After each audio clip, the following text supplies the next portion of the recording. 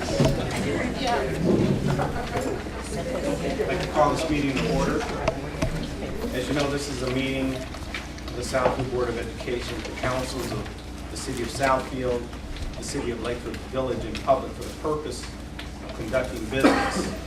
It is not considered to be a public community meeting.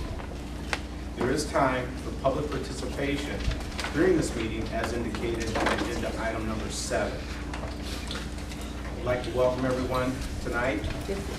My name is Michael Poole. I am president of the Southfield Board of Education. Good evening, my name is Betty Robinson. I am vice president. Yolanda Charles, treasurer. Nathaniel Woods, board trustee. Leslie Long Smith, board secretary. Geraldine Joyce, trustee. Rance Williams, trustee. Linda Wood, superintendent. Kate Dagan, Associate Superintendent of Administrative Services.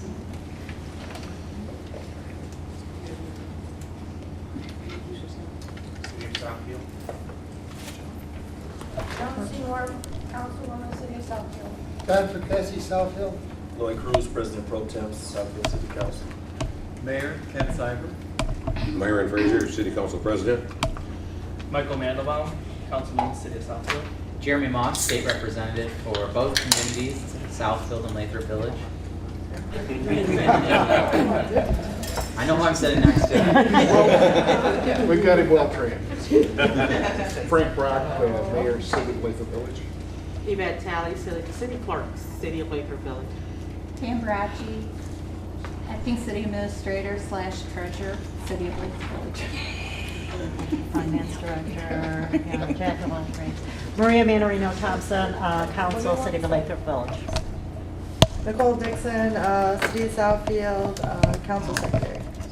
Nancy Banks, city clerk, Southfield. Dan Brightwell, City Council, City of Southfield. Tanya Morris, Southfield city councilwoman.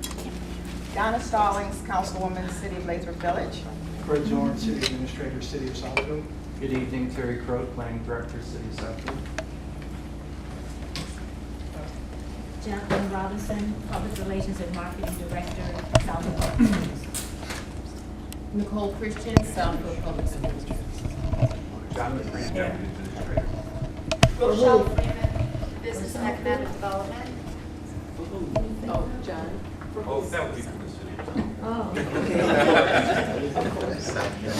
I'm also with the city of Southfield. Sue Ward, city attorney for Southfield. Lenny Taylor, City of Southfield Planning Commission. Okay, with that. Now, before we go, Yes, sir. you may not consider this an official meeting, but we do have a piece of information, business that we have to take into account tonight. So I need to have a roll call. I'm going to call the meeting to order for the City of Southfield. Ms. Seymour. Present. Mr. Mandelbaum. Here. Ms. Morris. Present. Mr. Perkassi. Here. Mr. Cruz. Present. Mr. Brightwell. Mr. Frazier. Here. We have 7 members present. Thank you. We have one piece of business that we have to take care of, and it's the changes, starting time of our Monday, August the 15th meeting. I need a motion to find an immediate need to act. I make a motion, we have a immediate act. It's been moved by Mr. Brightwell, supported by Mr. Perkassi. Do we find an immediate need to act? Are we prepared to vote? All those in favor signify by saying aye. Aye. Opposed? It is carried. Now I need another motion to change the starting time, to amend the starting time of our Monday, August the 15th meeting from 7 o'clock to 5:30. Also move, Mr. Chairman. Support. It's been moved by Mr. Perkassi, supported by Mr. Cruz, that we amend our starting time for Monday, August the 15th, from 7 p.m. to 5:30 p.m. Are we prepared to vote? All those in favor signify by saying aye. Aye. Opposed? It is carried. And I appreciate your allowing us to do that. You're welcome. I'd also like to extend the same courtesy to the city of Lakewood Village. We're much more informal, so we're.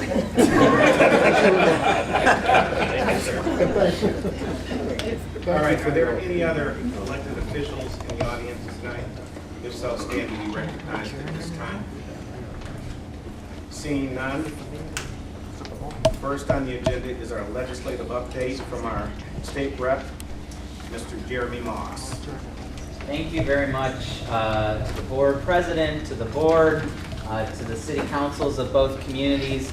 Back in June, I want to introduce Jason, of course, as everybody knows. Jason Hoskins is my district director who was in contact with the school administration. I wanted to give a budget update as we're going through some really hot and heated issues in June, primarily approving of the comprehensive school budget, and in addition, dealing with the crisis in Detroit Public Schools and its impact on on the numerous bordering school districts, including Southfield Public Schools. So unfortunately, my schedule tripped me up and I wasn't able to make it to the June meeting. We had reached out again to at least give an update to an August meeting, and this is what this has become. And I'm actually really grateful for it. And I want to thank the school administration, the superintendent for hosting this and for allowing all communities to participate in this. So I'm kind of going to get more so on the school budget end of things. So those interested on the city level can listen in. But this is more about what to expect from the state as it comes to funding for Southfield Public Schools and really public schools in general. I'll prelude by saying, I don't want to get hyper-partisan here, but it's really difficult when there's such a divide on philosophies in Lansing when it comes to support and investment in public schools. So yes, it does have a Democratic versus Republican tilt to it, but I would even go as far as to argue there's really kind of this overarching theme of those who have served in local government and those who haven't in Lansing. And the realization that you need to give more investment at the local level, in order to see results that benefit the community. Instead, we've seen this tremendous theme of cutting. If we have extra dollars to spend, or if we don't have extra dollars to spend from Lansing, everybody at this table is the first one who sees the first round of cuts. So as many of you know, I'm a former councilman myself, and I serve as vice chair of the local government committee in Lansing, and I have a different philosophy than the majority right now in Lansing. So with that said, I voted against the 2016-17 school aid budget for many reasons, and I can get into just briefly into them. But first and foremost, the governor didn't use any line item veto on this budget, despite the fact that $2.5 million will remain, and it will go toward private school funding, and it remains in this budget. That's blatantly unconstitutional, as everybody in this room knows. This is in the Constitution. No public monies or property shall be appropriated or paid or any public credit utilized by the legislature or any other political subdivision or agency of the state directly or indirectly to aid or maintain any private, denominational, or other non-public pre-elementary, elementary, or secondary school. Now, the governor, again, still signed into law a budget that included $2.5 million, which are funds that are meant to reimburse private schools for costs related to state mandates. Now, it was so controversial that after signing this into law, the governor asked the Supreme Court to determine whether his budget was constitutional. The Supreme Court has not made a final decision on that, but it asked the governor and the legislature to file briefs in response to Governor Snyder's request and for the justices to review the constitutionality of an appropriation to private schools. So I'll keep you posted as that goes forward, but I think everybody in this room finds a little bit of illogic for him signing a budget that he later wanted the support of the Supreme Court to determine whether or not it was constitutional to begin with. One of the things that I've kept the school board informed on, which unfortunately did not make it into the final project, was the increase in Section 31A at-risk funding. Initially, as I had reported to the school board, hold harmless and out-of-formula districts with more than 50% of their membership eligible for free lunch were going to be included in the proposed expansion of at-risk funds. And Southfield was the big winner on that. I talked to the Republican vice chair of the school aid budget committee, and I said, I really thank you. You know, we worked hard to make sure it was in there. We worked hard to make sure it remained in there. He committed to me that it was going to remain in the budget throughout the whole process. And the first round of voting in the House, it did. And I voted for the school aid budget. I was one of few Democrats who did, but Southfield was the big winner, and I couldn't pass up that opportunity despite philosophical differences. And of course, as things go, the next round, it was included all hold harmless and out-of-formula districts that didn't have that threshold for free lunch membership. So the pot was divvied up into more communities and more schools, still a win for Southfield. And then of course, as revenues shortfalls came forward, this was the first thing that was cut. So there is no increase to Section 31A at-risk funding, which is a real disappointment for me. I'm going to be serving my second term come this next year. The person who is the Republican vice chair that committed to me that it was going to be remaining in the budget is going into his third term. We will both be there next year. I'm going to demand that he honors that commitment that was not honored to this community for increased funding. I'll wrap up, before we go into Detroit Public Schools, I'll wrap up by saying that the governor, one of the things that you might find of interest is that he has created this new pre-K through 12 literacy commission. And I'll read what the governor has said about the commission. It will analyze and advise on changes to state programs, statutes, regulation, and policies concerning literacy, monitor literacy research, pilot programs, and policies nationwide for potential adoption in Michigan, and encourage partnerships between the state, schools, businesses, and nonprofit organizations to help boost literacy in the state. It will also make recommendations on how state policy can better align with literacy challenges schools face based on their location, socioeconomic status, and population. Identify and publish best practices on literacy-focused development, and report on methods to engage parents in promoting literacy.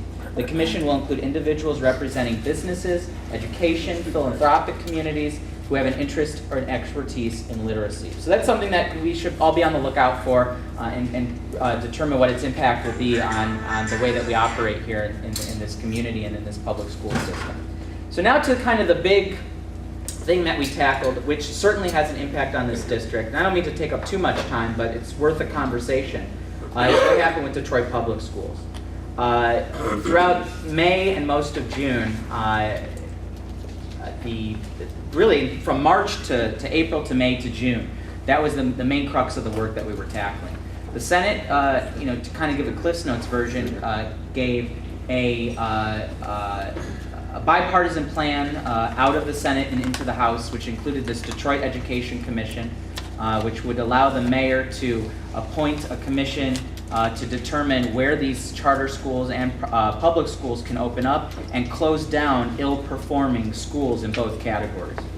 As it came toward the House, House Republicans did not want to move forward with a bipartisan approach, created their own plan, and late at night, and we were there, Jason was monitoring and I was sitting on the session floor, ended up a plan without a Detroit Education Commission, which sends $617 million to Detroit.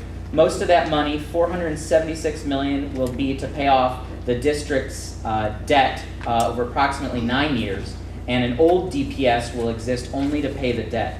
A new community district will be created to deliver education services to students, and this new debt-free district will receive a $150 million emergency loan for transition costs. The reason I bring this up is because we had big concerns about the creation of the Detroit Education Commission. As my fellow Southfielders and Lathrup villagers know, at one point 2/3 of Oakland County's charter schools were all located within the border of the city of Southfield. And that's because our school district and our community sat adjacent to a failing school district. And the ease of, in an economic downturn, we probably had an oversaturation of open businesses, which for-profit charter companies came in to occupy. It was a headache for those who support public education.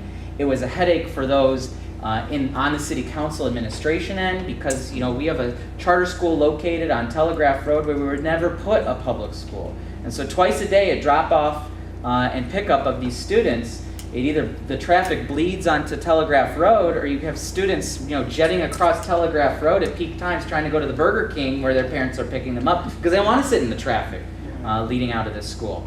One of the last things that happened when I was on city council is Lois Lane. The neighbors on Lois Lane were enraged because it's just a very narrow road and they were going to put a charter school at the end of it.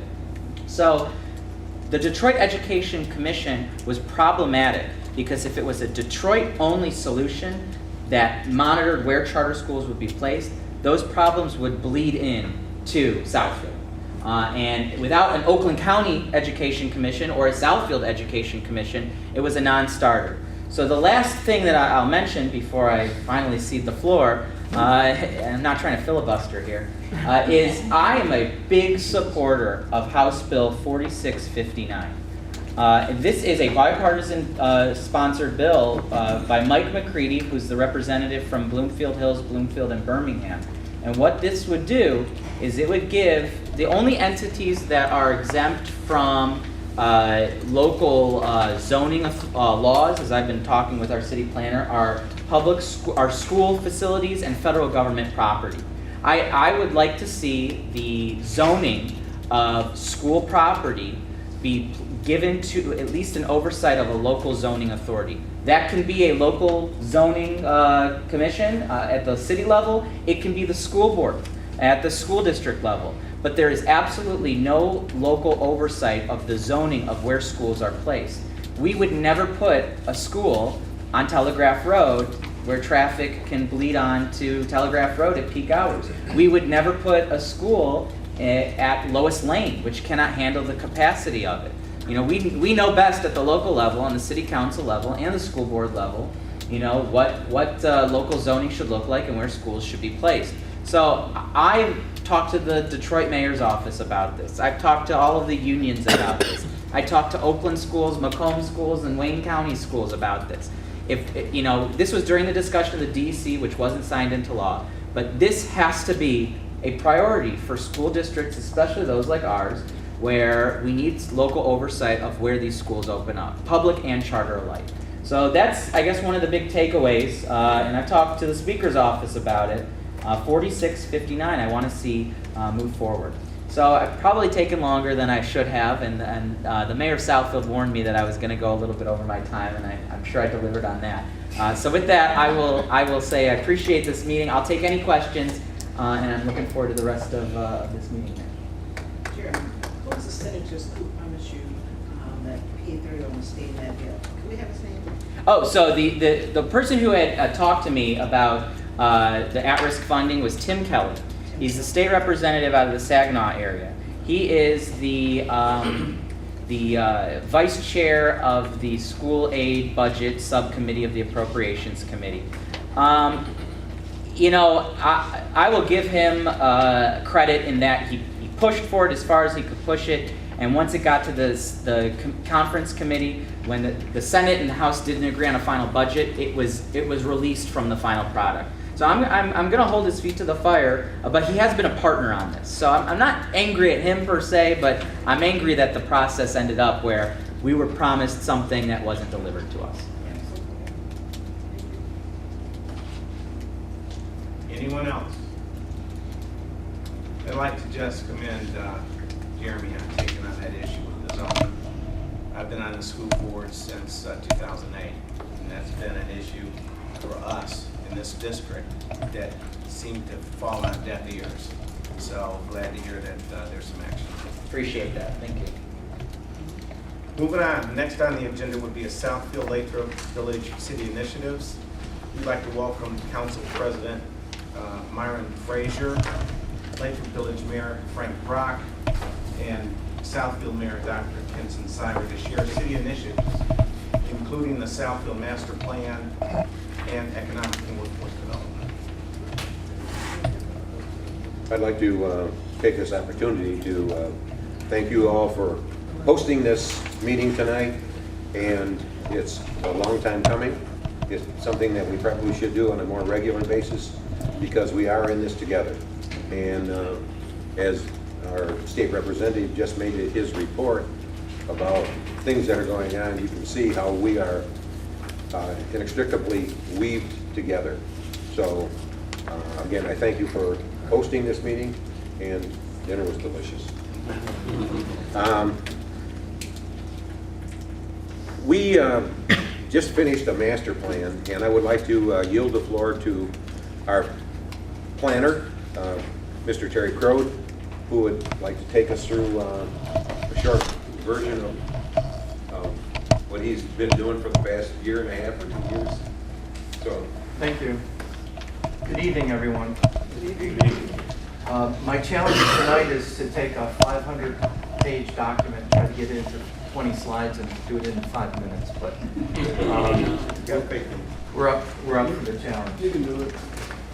As many of you may know, that the state requires communities to update their master plan every 5 years.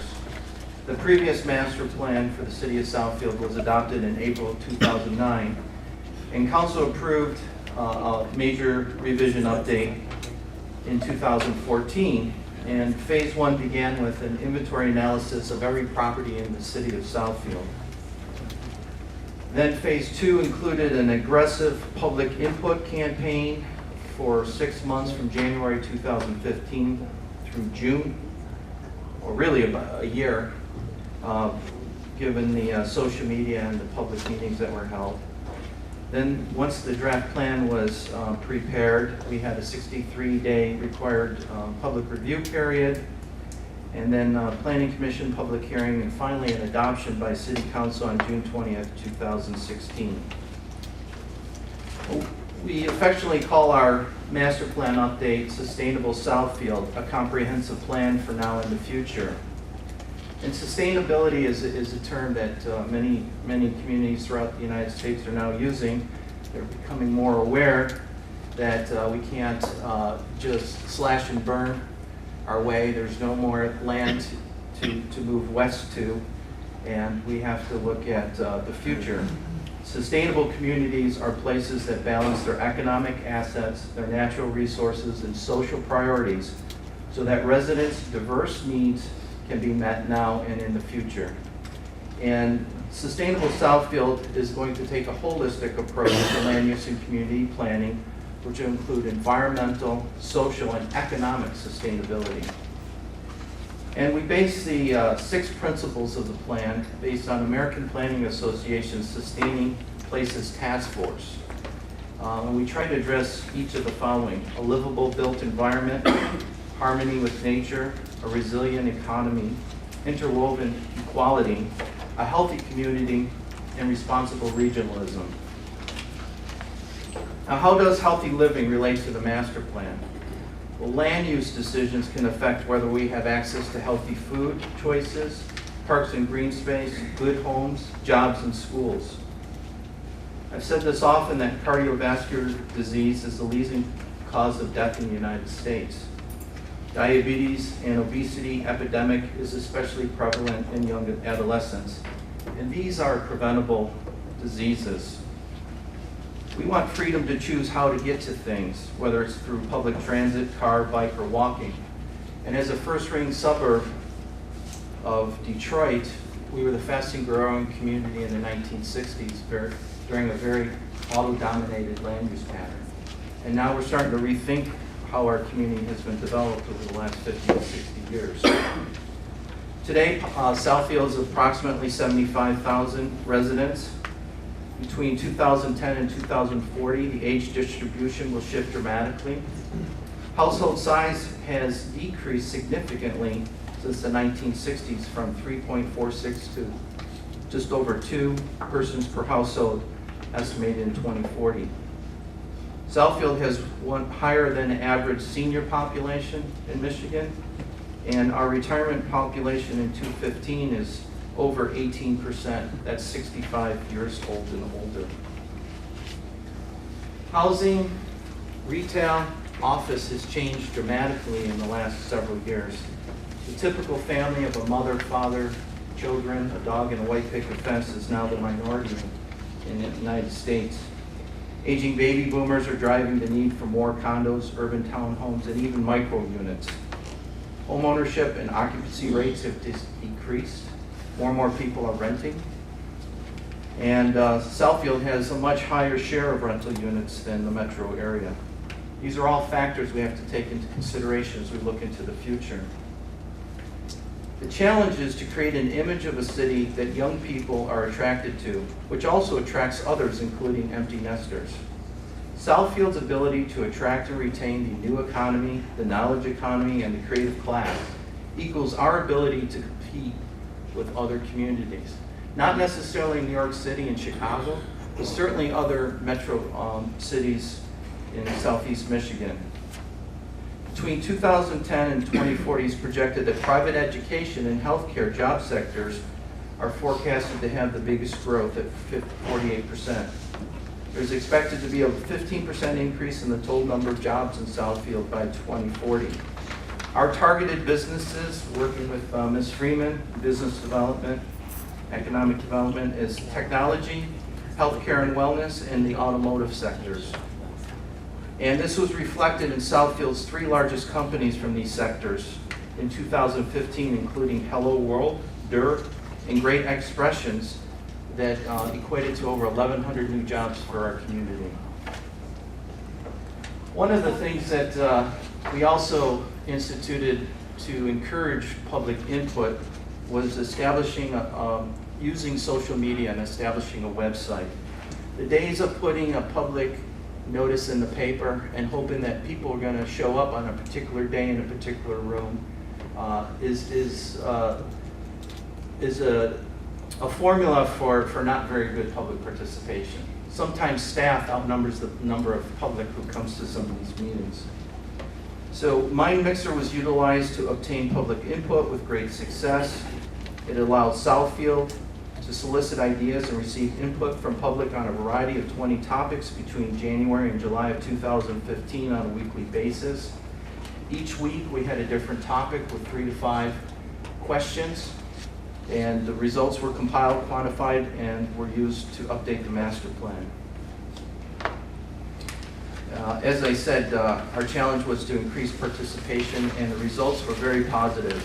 We had over 480 total participants.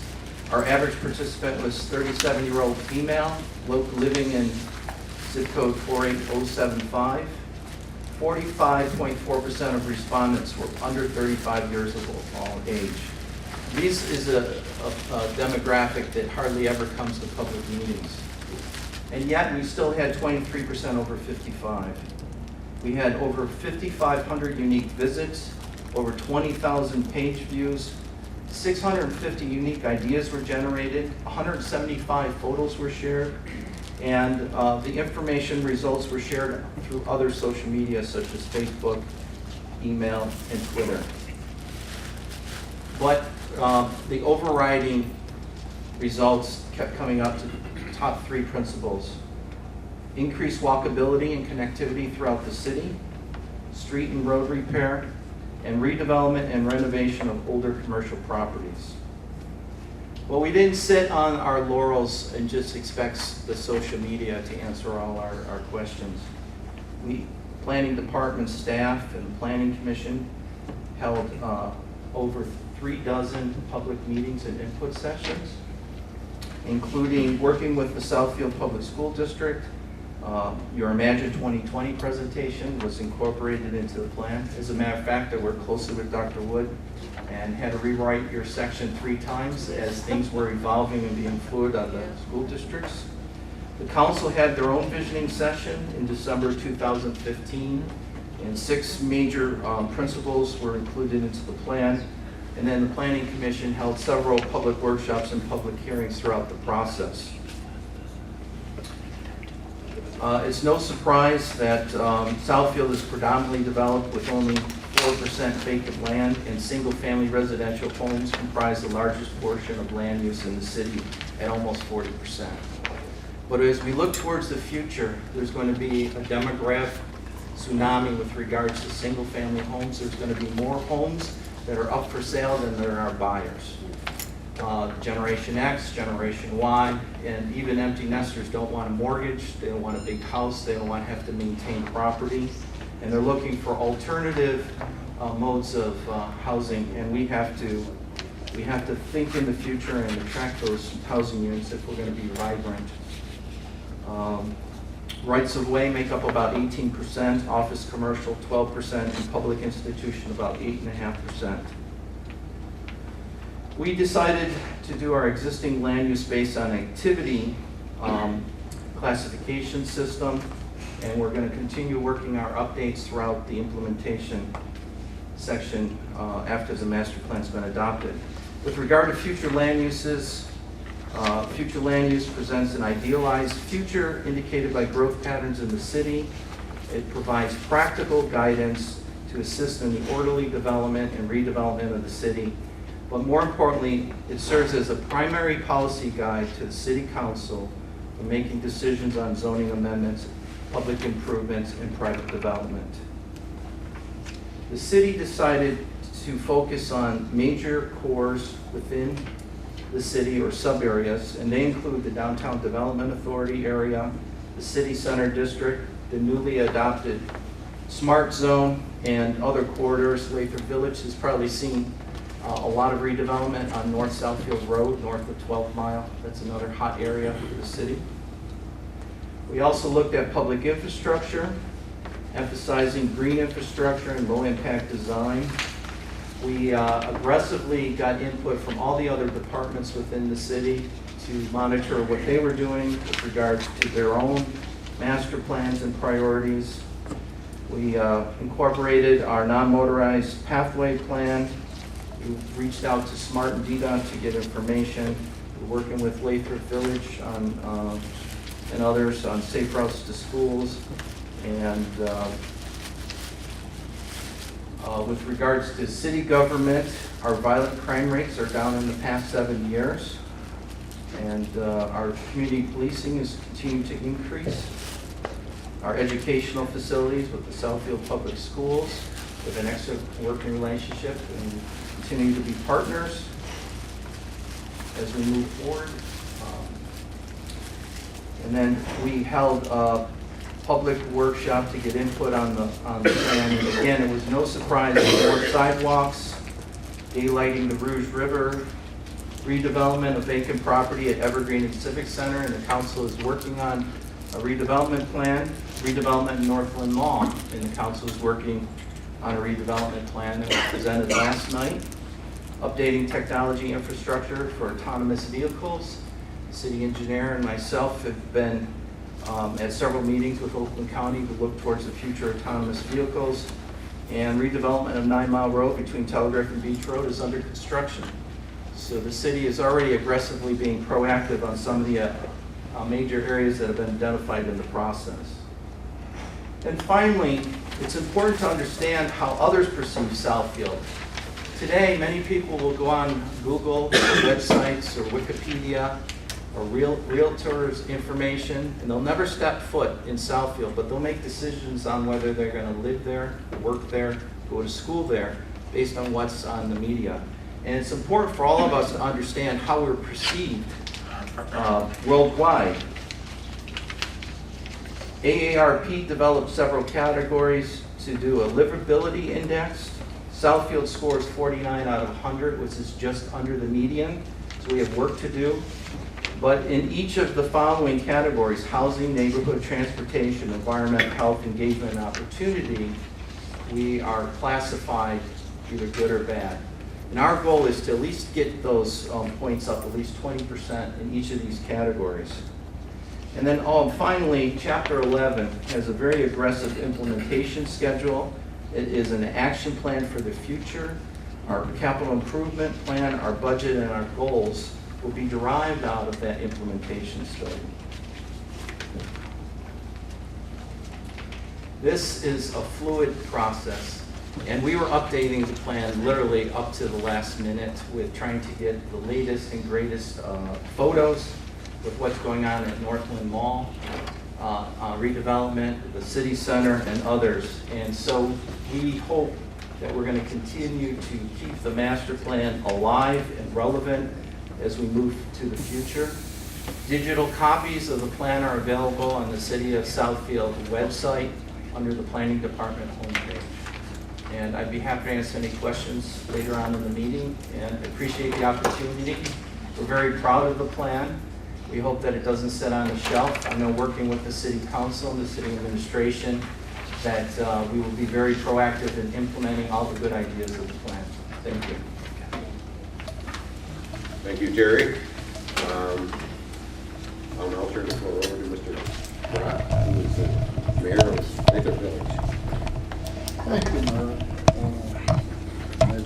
It's always a pleasure to get together with this whole group. I have so many friends here that from all of the bodies represented. It's a rewarding experience to work with all of you for so long on our mutual shared visions for our cities and our school system. And I, for one, I always like to tell people, I think the investment I've made in Southfield schools over the years, putting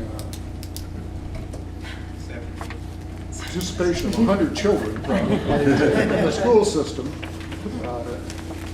I always felt that I had an absolute vested interest in the future of Southfield Public Schools, so I still do. I should introduce Kelly Garrett. Kelly was a little bit late getting here. She had a relative that was ill, and she was at the hospital visiting and had to make her way here from Novi. So Kelly is our mayor pro tem, so pleased that she was able to join us. We, like Southfield, have taken a long, hard look at our strategic plan, our master plan for our city, and we have been doing this now for some time. And we recently went through this whole process that was described so ably by your planning director. We did the same kinds of things, the same kind of exercises with our public and with our citizens, and updated our master plan again this past year. So and it's based on a vision of a rejuvenated business district. Those of you who drive down Southfield Road on a regular basis know what a beauty that is. In some places, office structures that are basically badly outdated need to be replaced.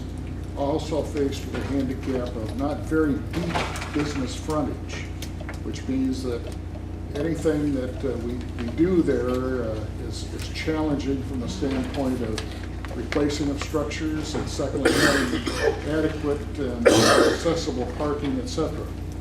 The other thing is that over the years, Lathrup got divided into about 4 separate quadrants, with between I-696 and Southfield Road being developed the way it was. We do not have one of our goals. It's going to be very difficult to achieve, and that is a walkable community.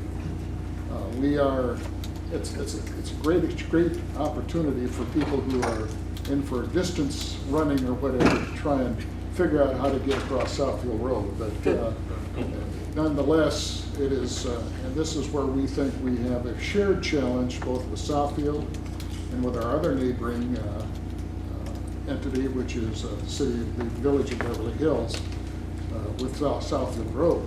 And we hope that we can bring our 3 bodies together and shine the light of day on the map we would like to see the Road Commission of Oakland County implement, making this a more walkable community for ourselves and for our citizens in Lathrup Village. And I would think that Beverly Hills, because of the nature of that community, also would share a lot of those same goals. And I have to believe Southfield as well. So I'm hoping that as we move forward, Ken Cyber and I have talked about this a couple times, that we really need to regroup with these 3 communities and come together and try and reach an agreement with the Road Commission. There's two big problems. One is getting a design that'll work for all 3 communities. And it can be different at each stage of that road. But the second thing is obviously getting funding in order to do the road. And that has continually moved back further as I'm not sure it's going to get done in my lifetime anymore.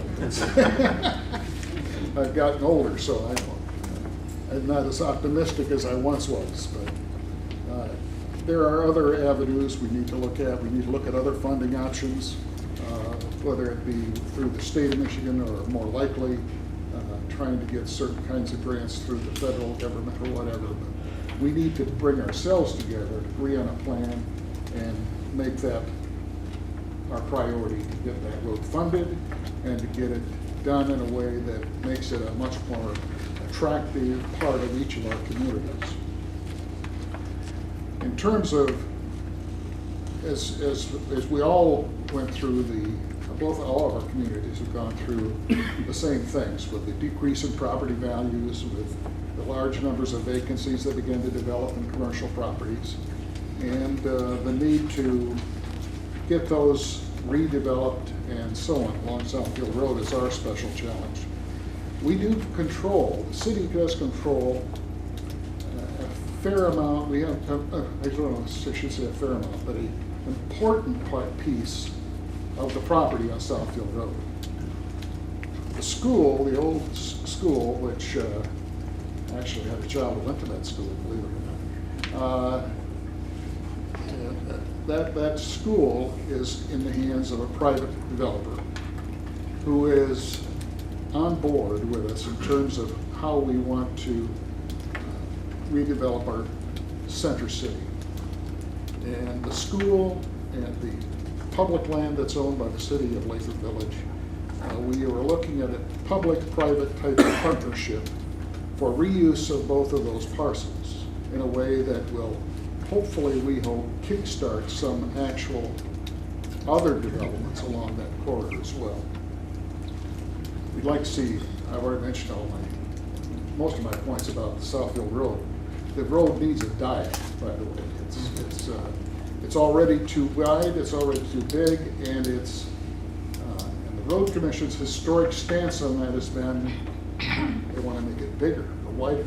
And though I think they've realized that our city is going to stick to its guns and not do that, and hopefully convince them not to do it. We do know that we have a big job ahead of us to get that all accomplished. So we rejoined SMART, by the way. It became a SMART community. I know we're slow learners, but we rejoined SMART. Years ago, our citizens voted themselves out of the SMART thing when it first was put up for public vote. And the City Council, in its wisdom, in the last year and a half, reversed that stand and rejoined SMART. And obviously, we're on board for the regional transportation program. We think it's important for all of our futures. So, as a city, we've been aggressive on infrastructure replacement and repair, roads, water, sewer lines. We have the same problems that every other city has. Those infrastructures in our cities are gotten real old, and we have had a very forward-looking replacement program in terms of storm sewers, sanitary sewers, and water lines throughout the city. And we continue those now, as well as repaving of roads and so on.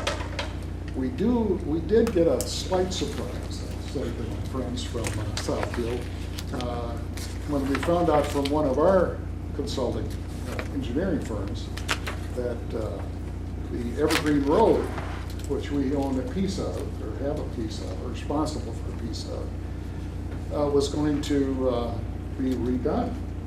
And that the piece that we are responsible for had a several $100,000 price tag. So our city council has been looking at that carefully, and so that's another area we have to discuss jointly. So we look forward to continuing those discussions. So that's it in a nutshell. I would welcome any council members. Most of you probably know by now that we are, our city administrator left for some other suburban community. I can't remember who it was now, but Berkeley. But anyway, Pam, who is our treasurer and also is now carrying the title of acting city administrator, has been doing a great job of filling in. So if you need to set something up with any of us, she invites you to call her. The auditors arrived today, so in her treasurer's role, that's she's working day and night, and we love her and we appreciate all she's doing. So, and of course, our very capable clerk has done a great job for us as well. So, again, thank you. Okay, thank you, Mayor Rock. Next on the agenda would be our district initiatives. And I'd like to welcome our superintendent, Dr. Linda Wood, to share district initiatives, including updates on Imagine 2020, marketing. Dr. Sarver, did you have something to say?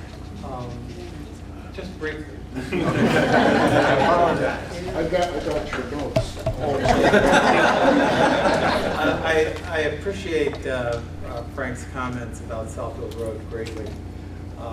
But a lot of the new enthusiasm about Southfield Road is generated by the fact that Frank took a drive down Evergreen between 11 and 10 miles and saw what you can do with a major road and how you can make a median that's not 60 feet wide as the road commission wants to do on Southfield Road. You can have alternative or alternating widths of a median. But I won't take a long time, but because I think all of you were at my State of the City address in March. And I just wanted to take this opportunity to tell you that we're making great strides in the things that we outlined starting in December, our initiatives that, if you'll remember, were in roads and infrastructure, housing, code enforcement, curb appeal. We've really done, I'm keeping score, and it seems like every meeting we've ticked off something else that's on our list of things to do. We continue to be the community in Oakland County with the most road construction. Our $99 million bond issue is in its second year, and I know it causes headaches for the school district with getting kids to school on time. Our fingers are crossed that 9 Mile will be open and ready so that the busy students can get to MacArthur and Levy. The increased enrollment at Levy will not have any difficulties. But I'm really pleased to tell you how much that we have been able to, miles of sidewalk have gone in. There will be sidewalks on 9 Mile. So kids can walk to Levy, to and from Levy. That's something that did not exist. They were walking on the shoulder of the road. And I see that's on, safe routes to school is further down the agenda, but I did want to mention that. We are we're continuing a tremendous amount of sewer and water line replacement, including lead lines, water lines, and housing. This is a major initiative that we have, and my partner in this is Councilwoman Morris, who chairs the Neighborhood Services Committee, and I appreciate the work that we've been able to do together, especially partnering with Habitat for Humanity. We, as you may know from reading the Open Press, or the Southfield rather, well, it was in the Open Press, but also in the Southfield Sun, the city, we have about 2,000 rental homes. That affects the school district. You have kids in and out. I know this from years of doing pupil accounting in the school district, and the increased number of students that you have that come from rental properties, whether they're apartments or homes. and that transience and the effect that that has on the district. So I feel we have enough rental homes. And we're at about 2,000, and that's enough. And so 45 properties came up this spring from foreclosure properties, and the city took them over. They will not be rental homes, but the city didn't have the money to develop these, and so the Southfield Nonprofit Housing Board has financed this. They actually own the properties now. The titles have gone over to the Housing Board. These houses in partnership with Habitat for Humanity will be all rehabbed, and they will be sold at market value, which anybody who owns a home or condo in Southfield, this will help your property values, will be sold at market value and will be sold to people who must live in the home for 5 years. If they cannot, they have to sell the house back to the Southfield Nonprofit Housing Board. We are not going to have more rental homes if we can help it. We're doing what we can. We want more families in homes. And so that's a major initiative. We also, as you know, we have an aging housing stock. And that means that we have to be on our feet about code enforcement. We will, you know, when I ride around the city, I think things look pretty good. And I know they look better than they did a couple of years ago because the economy is a little better. But we are working all the time on blight elimination. And we are also, another initiative that'll start in January, and it's something I mentioned to you before, we are going to do 2 neighborhood enterprise zones. And this means a little pain for us, all of us, in that it forgives taxes, property taxes, but the home, and it's voluntary, but the homeowners must reinvest. In lieu of those taxes, they must take some money of their own, plus the money that they're not getting in tax, or paying in taxes, and put it into major home improvements. We have to reinvest in our housing. Again, many of our homes were built in the 50s and 60s. It's terribly important that we keep that housing stock up. We don't have to look far to know what happens when you let neighborhoods decline. We've got a great thing going here. I'm extremely optimistic about where we're going. I won't spend a lot of time on it, but just very quickly, last night the council saw for the first time the visioning piece for Northland, as Terry mentioned in his report. I'm extremely excited about it. It's not a plan, it's really a vision for what we want to happen there. It's what we're going to shop to developers come the fall. You are invited to the public meeting on August 23rd at the Southfield Library to hear the vision, to react to it. We welcome your attendance, even Lathrup Village. Frank, if you want to come over. It's a parcel I've spent half my life doing. Exactly. What time is that? At 6 o'clock on the 23rd. We are very close to unveiling the plans for the city center, the 9 acres on Evergreen Road across from City Hall. And we've met with Providence Hospital. They have 5 things that they want to see us do. And in particular, they're expanding their education.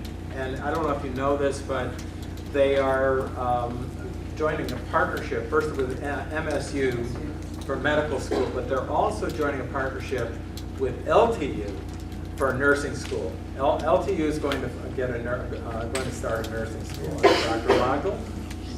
Wow. They want housing. They have a shortage. As you know, doctors today have more than one office because they're in a health system. They're floating hospitals, and they need office space. Providence is out of medical office space, and so part of part of Northland will be medical office, and we're glad to partner with them. And then on LTU, and housing, by the way, because of their education component. But LTU, as you may have seen, they've just put in an athletic field with AstroTurf, and you see the goalposts. You know what that means. Football's coming. We're really excited that they're going. It's a three-phase plan, but they're going to build a stadium, and that's good for all of us. Think about hotel rooms, restaurants, what that will bring to our city. They had 16 teams. I know they're, I think, Don, going up to 22. Yeah, 22. Yeah, 22. They're building a campus life because they were losing students because there wasn't anything to do at Southfield, and so they put that emphasis, and they're a great partner with the city of Southfield. So I'll stop there, but again, I'm so excited. It's a wonderful time to be mayor, and we're seeing all of this stuff happening, and I can't say enough about our city council. We are clicking together. We're really working together, and I appreciate their support as we move this vision forward. Back to you. Thank you, Dr. Simon. Now we'll hear from our illustrious superintendent, Dr. Linda Wood, and she'll discuss the district's initiatives as it relates to the Imagine 2020, our marketing update, and the Southfield Public Schools Foundation. Well, I'll share the board with the foundation presentation, but I have to say thank you for being here. I feel so honored to serve in this capacity, and I'm just grateful for our Board of Education for the collaborative work that we do together. And I couldn't do this work if it weren't for our city councils, Lathrup, Southfield as an entity. Just all of you around this table has done something in some ways. The fact that I can say I have a friendship with both mayors is a tremendous thing, and many superintendents cannot do that. And I look around the table and I know the interactions that I have. It takes all of us to do the work to move this forward for our children. The fact that I can sit and talk to Jeremy, and he is up in Lansing fighting for us and fighting for that 31A. I was just so much, even to the last moment when they took the vote, because myself and others were in Lansing that particular day, and driving back hoping, because I had to leave a little early, that money would come. Because one of the things that I know and our board knows, but many of our community members don't understand completely, is that Southfield is a wonderful school district. I'm very proud. I'm very proud of what we do for all children, from our special needs, from our children that are just new to our community, for the legacy of children that are here that have had parents and grandparents in this community for decades. It is a collaborative group. And I am so, so proud of the children, our school district, and our community. But I will have to say that many of our children are not rich, and they're not in homes that are very profitable. Many of our children are coming from homes that there is a level of transience.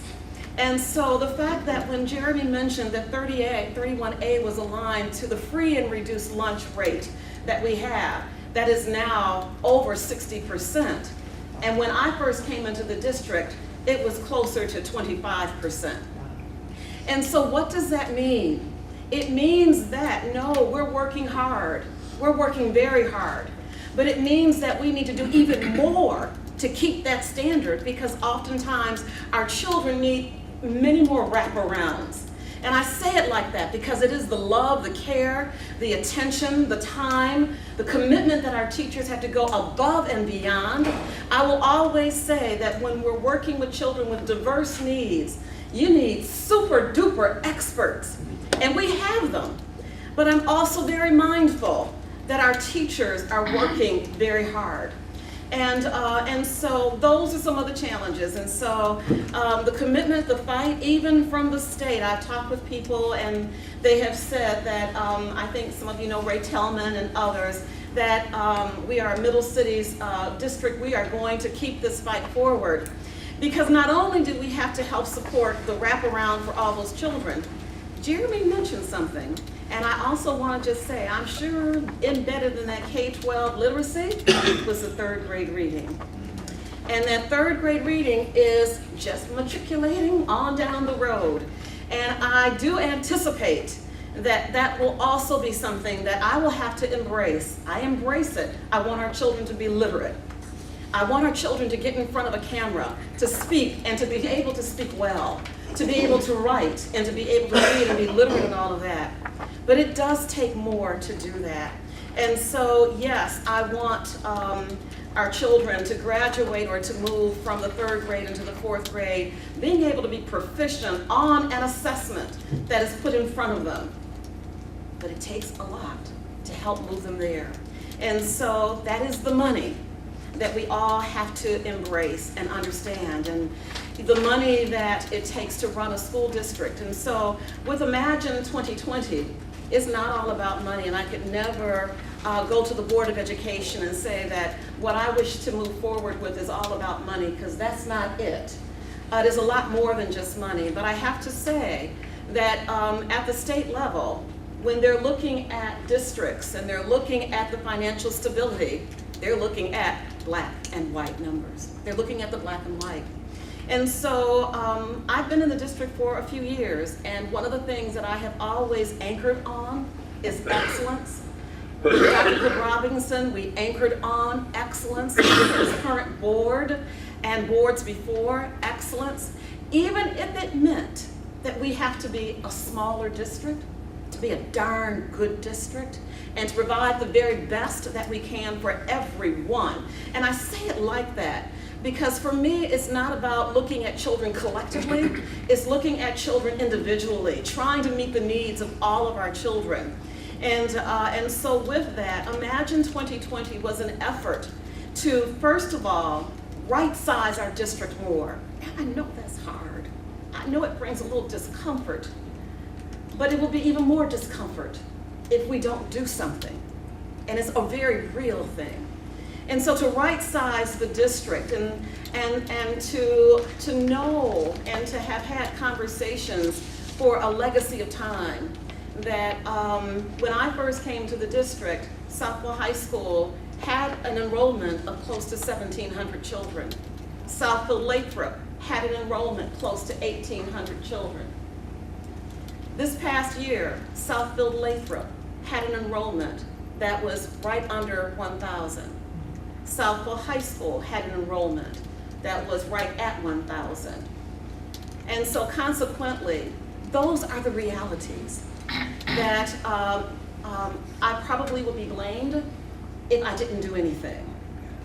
But so consequently, to merge and to consolidate, and I have to say I'm just grateful for the support of the board, because what we did, the state is saying no to in another district.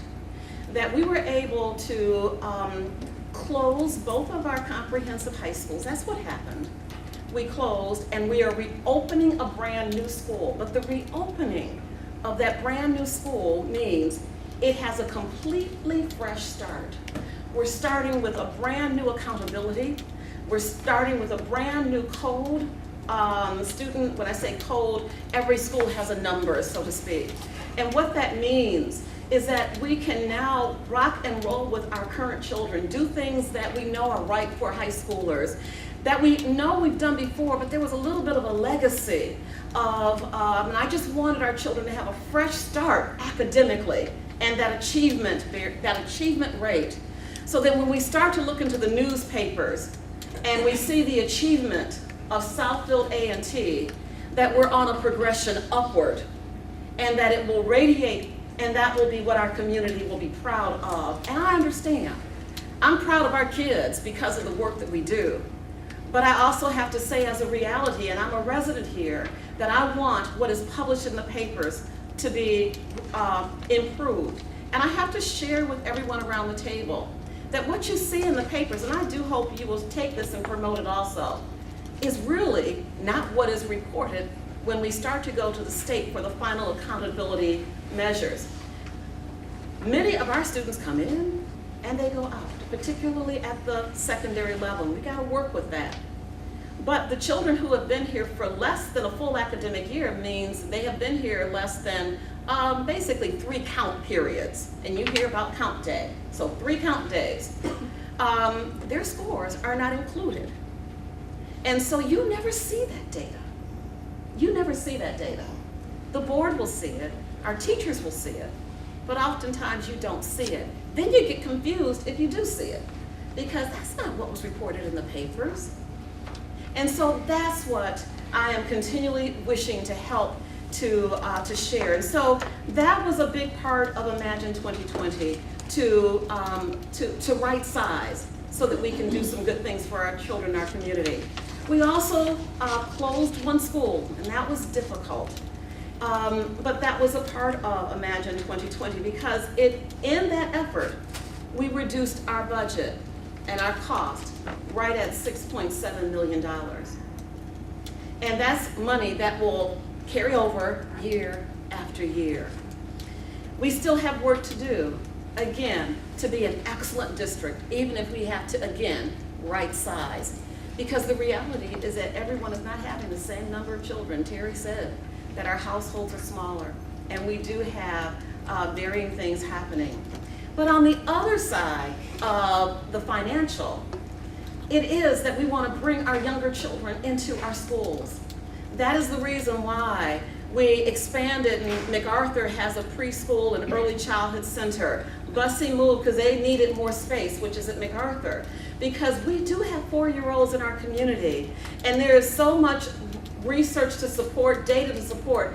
When they start with you, they tend to stay with you. And that is the family, the 4-year-old that moves into elementary, that moves into middle and high school. So increasing early childhood, and I do hope at the state, the governor continues to open up opportunity for GSRP, or the Great Start funding for our 4-year-olds. Our children are coming to kindergarten 1st grade ready in many cases. They are having so many more experiences than ever before for kindergarten. And consequently, I want to embrace all along the spectrum. So you probably heard that at MacArthur, we're opening up 3 kindergarten sections, and they are full.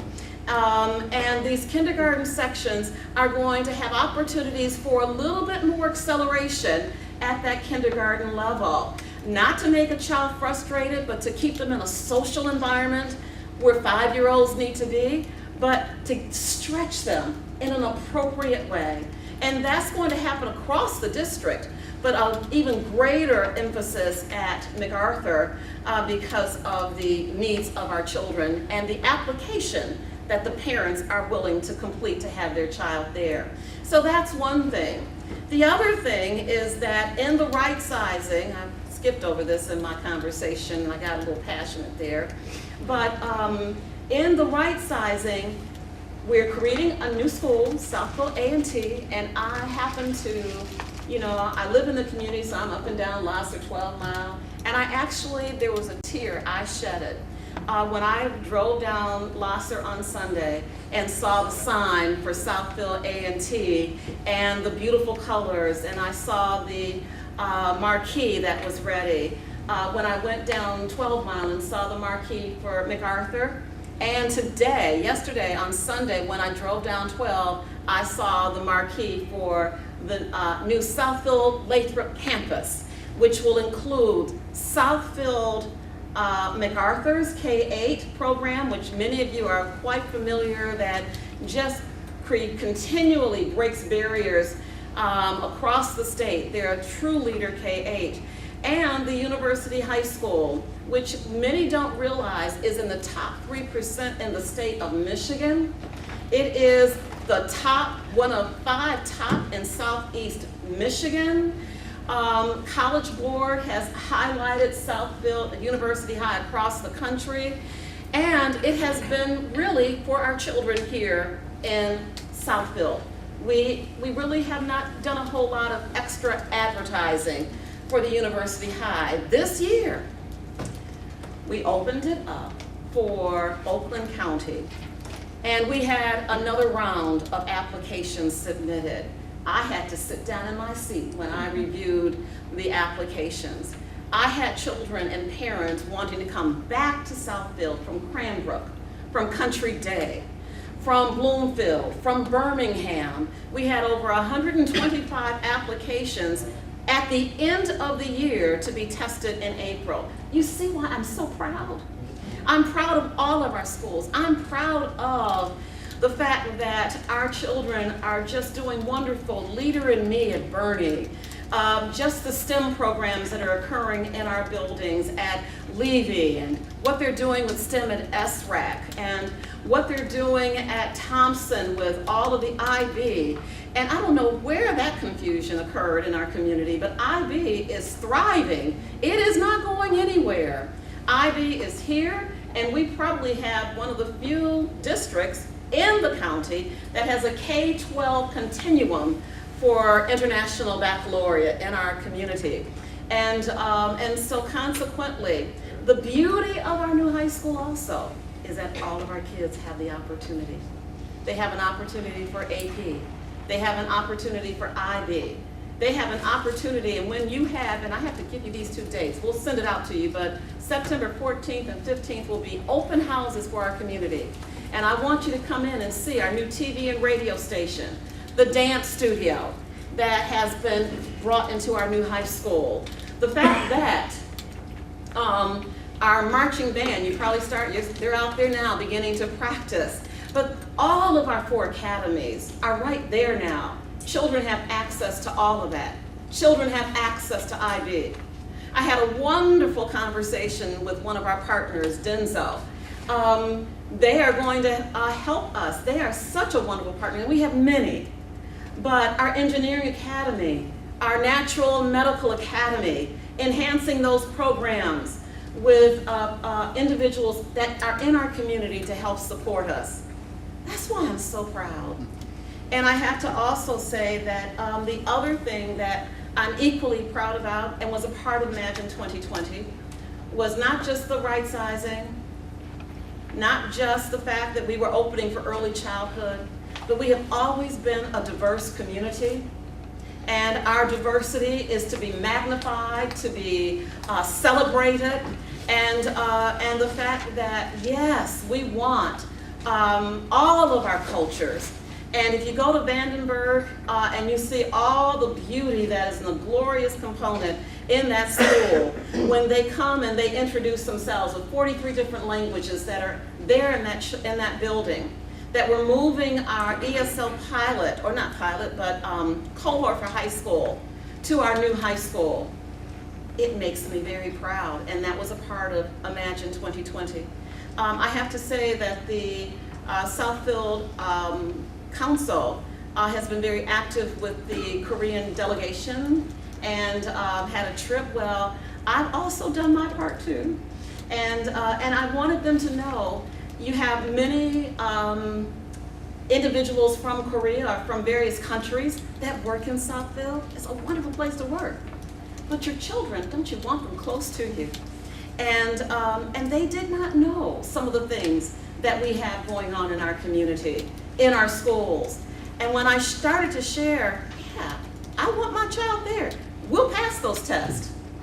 And what I also heard directly to me was that we didn't know. And so what happens is, yes, we send our children to Troy because that's what we hear. But when they start to find out, you have that there, and our church is right here, we work right here. So that makes me very proud that I can continue to build those bridges and help the cities and help all of our community as we move forward. And I also have to say that when I said the diversity is not just our Korean, Indian, all these various wonderful people from various cultural groups that are coming, but our special needs children. And that is a population of children that if you have not, we've opened up a new special ed center, Kennedy Learning Center, which is in the old Kennedy location. And again, to know that children that used to be bused out into another community, we are taking the effort and the time to bring them home, to embrace them. Even children, we're expanding our autistic support. Autism is moving up into increasing, and we don't really understand why, but we embrace it as a public school and help our children. And as those needs expand, our services will expand. So I am the one that could talk forever about Southfield Public Schools, and I'm so proud, I'm grateful to work with this wonderful board. And again, I thank you, and I'm going to pass a little flyer around which supports all of our different programs again, and many of you have it, but I can't help but pass it out again. And so I just thank you, and so we'll have more conversations in the future. But here's Jackie. Jackie's going to share a little bit more with you about Southfield Public Schools. And I didn't talk about we're accredited, one of the first in Oakland County to be district accredited. And that's coming up again. And I'm grateful for all of that, just grateful. And she didn't talk about, we also have additional opportunities for Air Force ROTC and for skilled trades, to bring it back to trades into the school systems as well. Not only to help raise funds for the district, but also to give our students an opportunity to walk out with some type of certificate or a tradesman, working with the trades associations as well. So more to come. More to come. Hello. I won't be before you for long. I just wanted to give you a little backstory on the logo and the branding for Southfield High School for the Arts and Technology. How many of you have seen the signage already? Good, good. So now I'm going to talk a little bit about how that came to be. And I think it's significant because it was not just the work of a brand developer, although we did have a wonderful brand developer. He was a former Southfield High alumni who we were connected through our Oakland Schools PR. His name is Todd Pearl, and he assisted us. But the project began way before Mr. Pearl came on board. So the project for branding the school started way back last year when we pulled together students from Southfield High School and Southfield Lathrup. So we created an ambassador committee of students from both schools, and they met for several months. And when they started meeting, the first thing they talked about was their fears, what they were afraid of, going to a new school, being with new students. Southfield High and Southfield Lathrup had been rivals, as an understatement. So they had this history, and their parents had history. So we pulled them together in a room with pizza and pop. First time we had chicken too. Chicken too, fried chicken. All healthy food, healthy food. And just let them talk. So they talked about their fears and what they'd heard. And then they began to talk about their dreams and their aspirations. What do I want the new school to look like? What should it feel like? So after months of talking and collaboration, they started sitting down and they started talking about colors. And they picked red and blue. So they wanted red for Lathrup and blue for High. They wanted to merge the school. They were thinking in terms of a group just within a few short months. They talked about the mascots, and they came up with all types of mascots. Some of them I could not even pronounce. Mythological characters, traditional characters. And they worked through that. And they talked about the name. And the students selected names for the school themselves. We gave them starters, but they were allowed to pick their own names, and they did indeed. So they selected names. So after we had this whole process with the committee, their top selections went to the entire school body to vote. So we had a district-wide vote at both schools with a ballot. And out of that vote came the colors, the name, the mascot. So with that thought in mind, as you know, the name selected was Southfield High School for the Arts and Technology. The colors red and blue, and the mascot was, or is, the Warriors. They wanted something that portrayed strength and pride. And so at this point, with this information, then we started working with a brand developer and gave them the input from the students, And so we looked at something that would have a distinctive, traditional font for the school logo, and the font we used was called Trajan, which was very appropriate since they wanted the Warriors for their mascot. So we looked at that. We looked at developing an insignia, something that could be timeless, classic, have very many applications, several applications, be used in color, black and white, grayscale, reversed out, whatever the need might be. And something that had a balance of the reds and the blues to respect the histories, the proud legacies of both schools. So starting with our monogram, our insignia, just breaking down some of it, you see we use kind of almost a traditional S, but this is customized just for us. Our developer made it exclusively for us. And you see it has a balance of the colors used, as we said. It has the spear icon representing strength, also used for defense against threats, and used for the javelin throw. And in addition, it has the spear represents the and, not using an ampersand because we felt that was not necessary. So with all of that, we created this insignia, this monogram, which led to this piece, which you've seen, Southfield High School for the Arts and Technology. This was a collaboration of our administrators. We had a lot of input from the athletic department, from the principal, from all parties involved, sat down and talked about what do we want this to look like. We had several renditions before we came up with this particular version.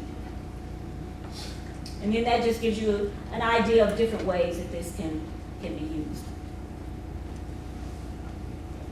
So then we began to look at the warrior. What is a warrior? Our students told us that they were resilient, that they were, I believe, fearless, that they were strong, that they had pride, that they had self-discipline. So we wanted something that reflected that. We wanted something that could be translated into a mascot costume, a character, but also something that was collegiate, because sometimes you don't want a cartoon character on your letterhead. So this is our collegiate version. And then our version that is more along the lines of a cartoon, but can also be used to have fun with athletic events, sporting events, flags. Can I just say? Yes, please.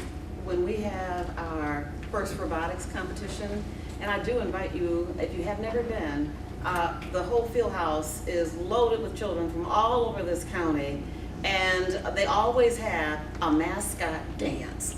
So I'm waiting for the cartoon or the uniform to be constructed so that the Warriors will have and be a part of that mascot dance. It's a sight to be seen. And our warrior, if you notice, he has, it was really interesting, the process, even creating the helmet, the shield, the plumes on his helmet.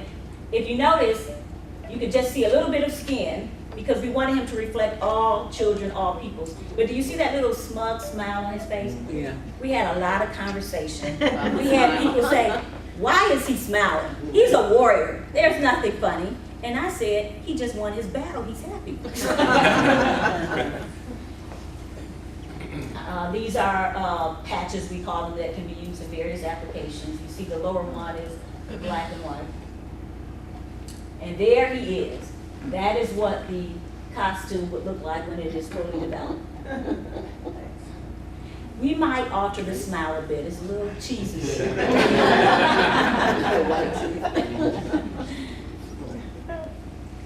And Dr. Wood's favorite, she insists on having a stuffed character like the one on the We will left. have a little stuffed character, yes. And I think now we have what you probably have seen.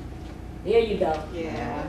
And this was the day, the next photo is the very day that it went up on the building. Oops, went the wrong way. There we are. Yeah. And that's my presentation.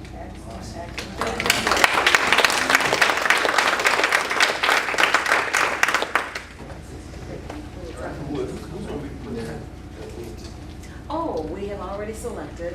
Sonia Jackson is the principal of Southfield A&T, and you'll see a lot of her very soon already. The Southfield Foundation.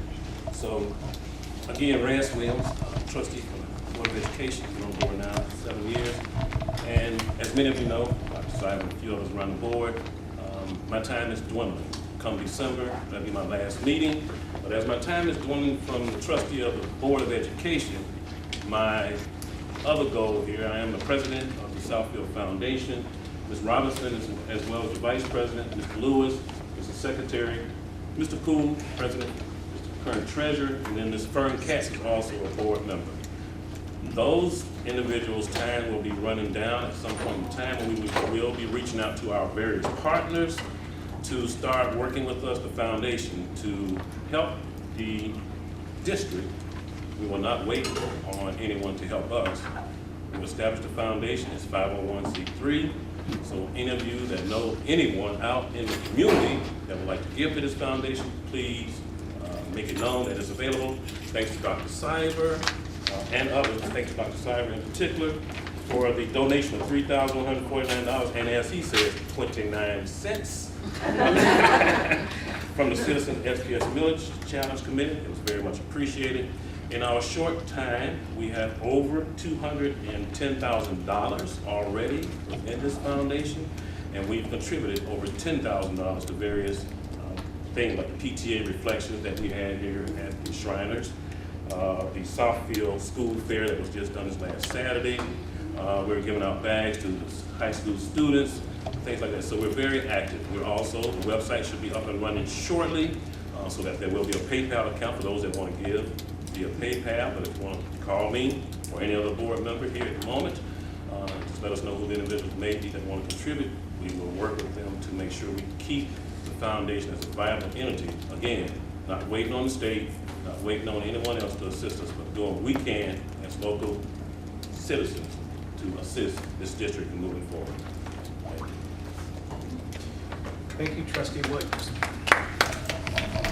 You know, in certain order, the next item on the agenda is joint projects. And these involve both cities and the school district, and that includes safe routes to schools, communication and support.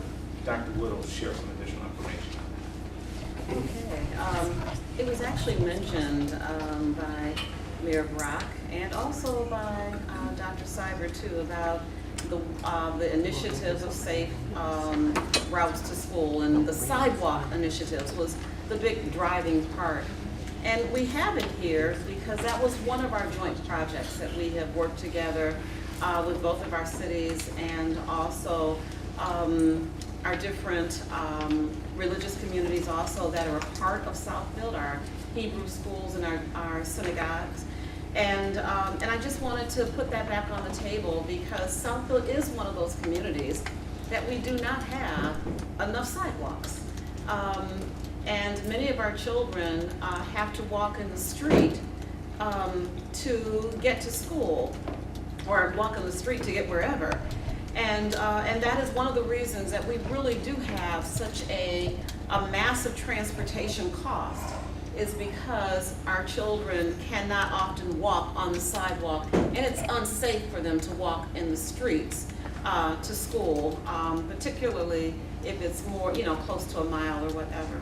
So I just wanted to put that out for any conversation. Dr. Cyber, Mayor Brock, if you'd like to add or make any additional comments. We are, and I think our administrator can speak to it more, we're pursuing another one. We have a grant for the Thompson and the Hebrew School of Beth Yehuda that was approved. 600,000.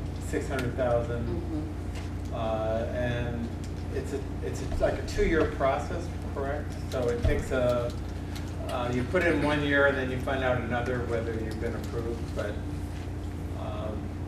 your feedback or interest in that is welcome to us, and we would pursue it.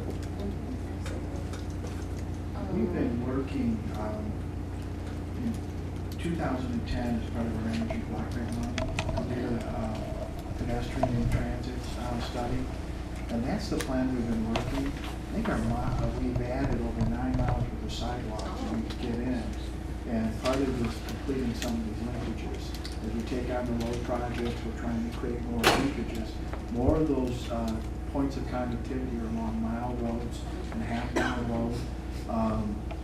9 Mile was mentioned, that the west side of Bell Road will have, from 11 Mile to 12 Mile, will have a sidewalk. It happens incrementally and over time, but we're happy to explore any other grant opportunities. And when we went through the process, we were encouraged, cities are having a hard time coming up with a local match. And when we did the bond village, we actually put sidewalks in there.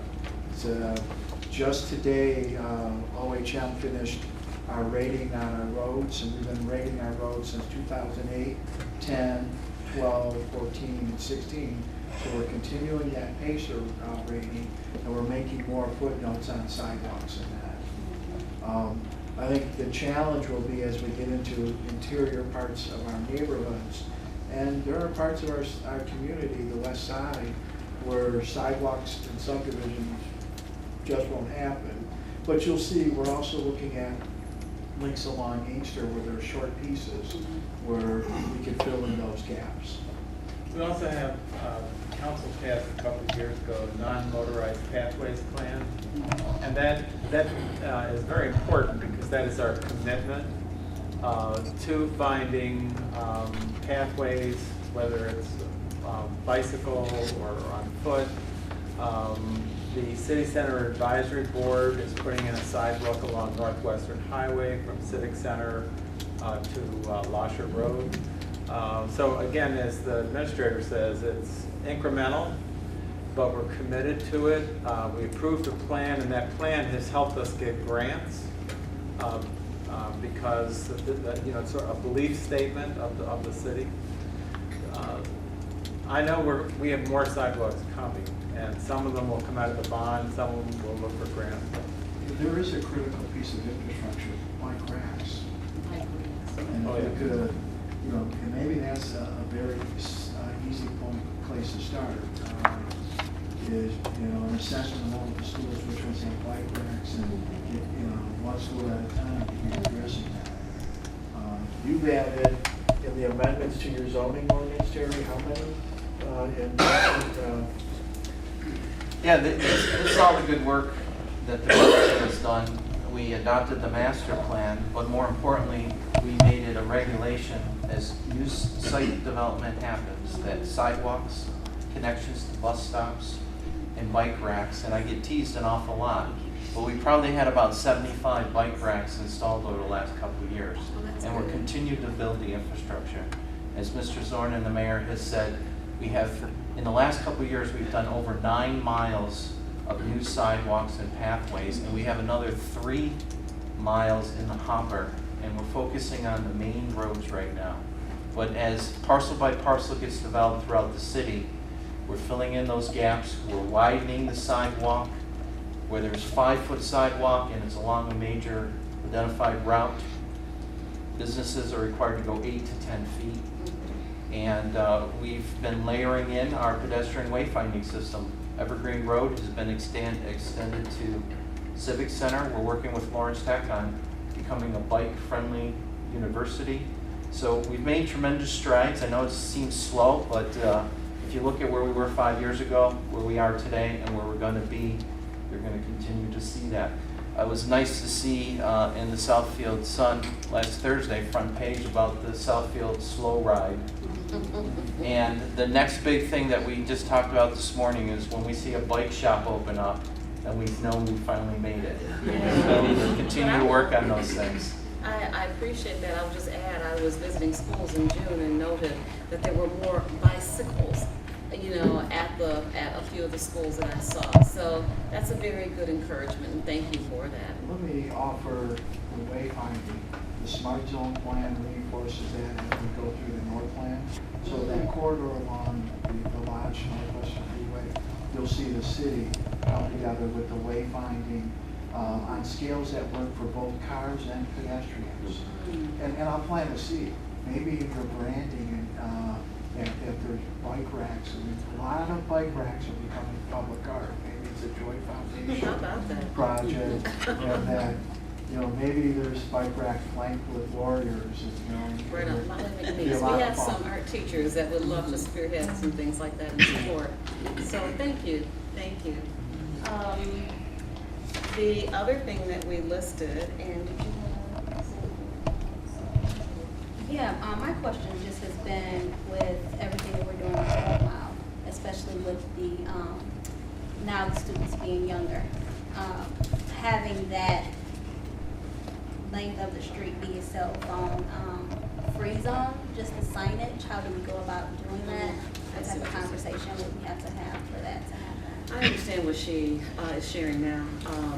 In front of Southfield Lathrup, the campus, travelers going down the mile roads and just various places. And sometimes individuals in cars, as well as our youngsters, are traveling and become involved in that cell phone and lose sight of what they're doing behind the wheel and also where they're walking. And we have to help our kids. It's teaching our kids. I was in New York not long ago, and I literally watched, I was in a restaurant up high and I could see down, and heads tilted down, walking and not clueless of what's around. So I think that's what you're referring and how we can help that. So that's a conversation and a good segue into the last bullet, which is support and communication for each other.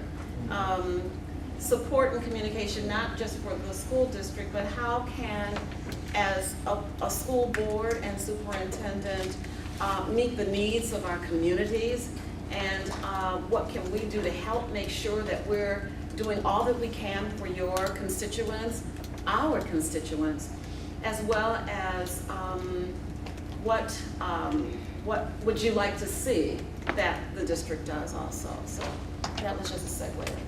Okay, I had a couple of Absolutely. things that I came prepared for. But on the, I didn't know you were going to bring up cell phones, Ms. Smith, but our police department does have a cell phone, forgetting the name of the pledge. We all took it, said we wouldn't drive or text. But we do have this, and you can talk with the youth officers who are aware of it, and it's something that perhaps could spread in the schools. There are a couple of other things that I wanted to bring up, and I'm just floating ideas. We're concerned with the amount of litter. We see a lot of fast food, and we are paying people over and over again to go out, and it's almost a daily thing, because we're not, we're really concerned about how our community looks.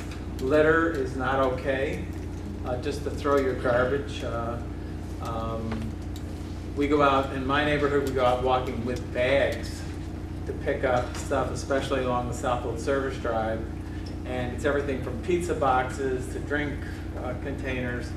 So I would hope that we could work with the schools on an anti-litter initiative. We started this before, but it's about respect, it's about pride, sense of place, that it's not okay. Another thing I wanted to bring up was I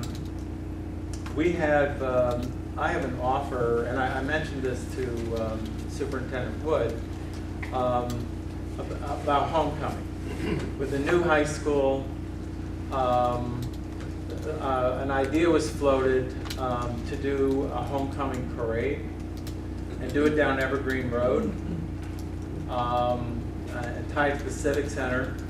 And Sarah Chevrolet came to me and said, if you do it, I will lend convertibles, I will lend trucks.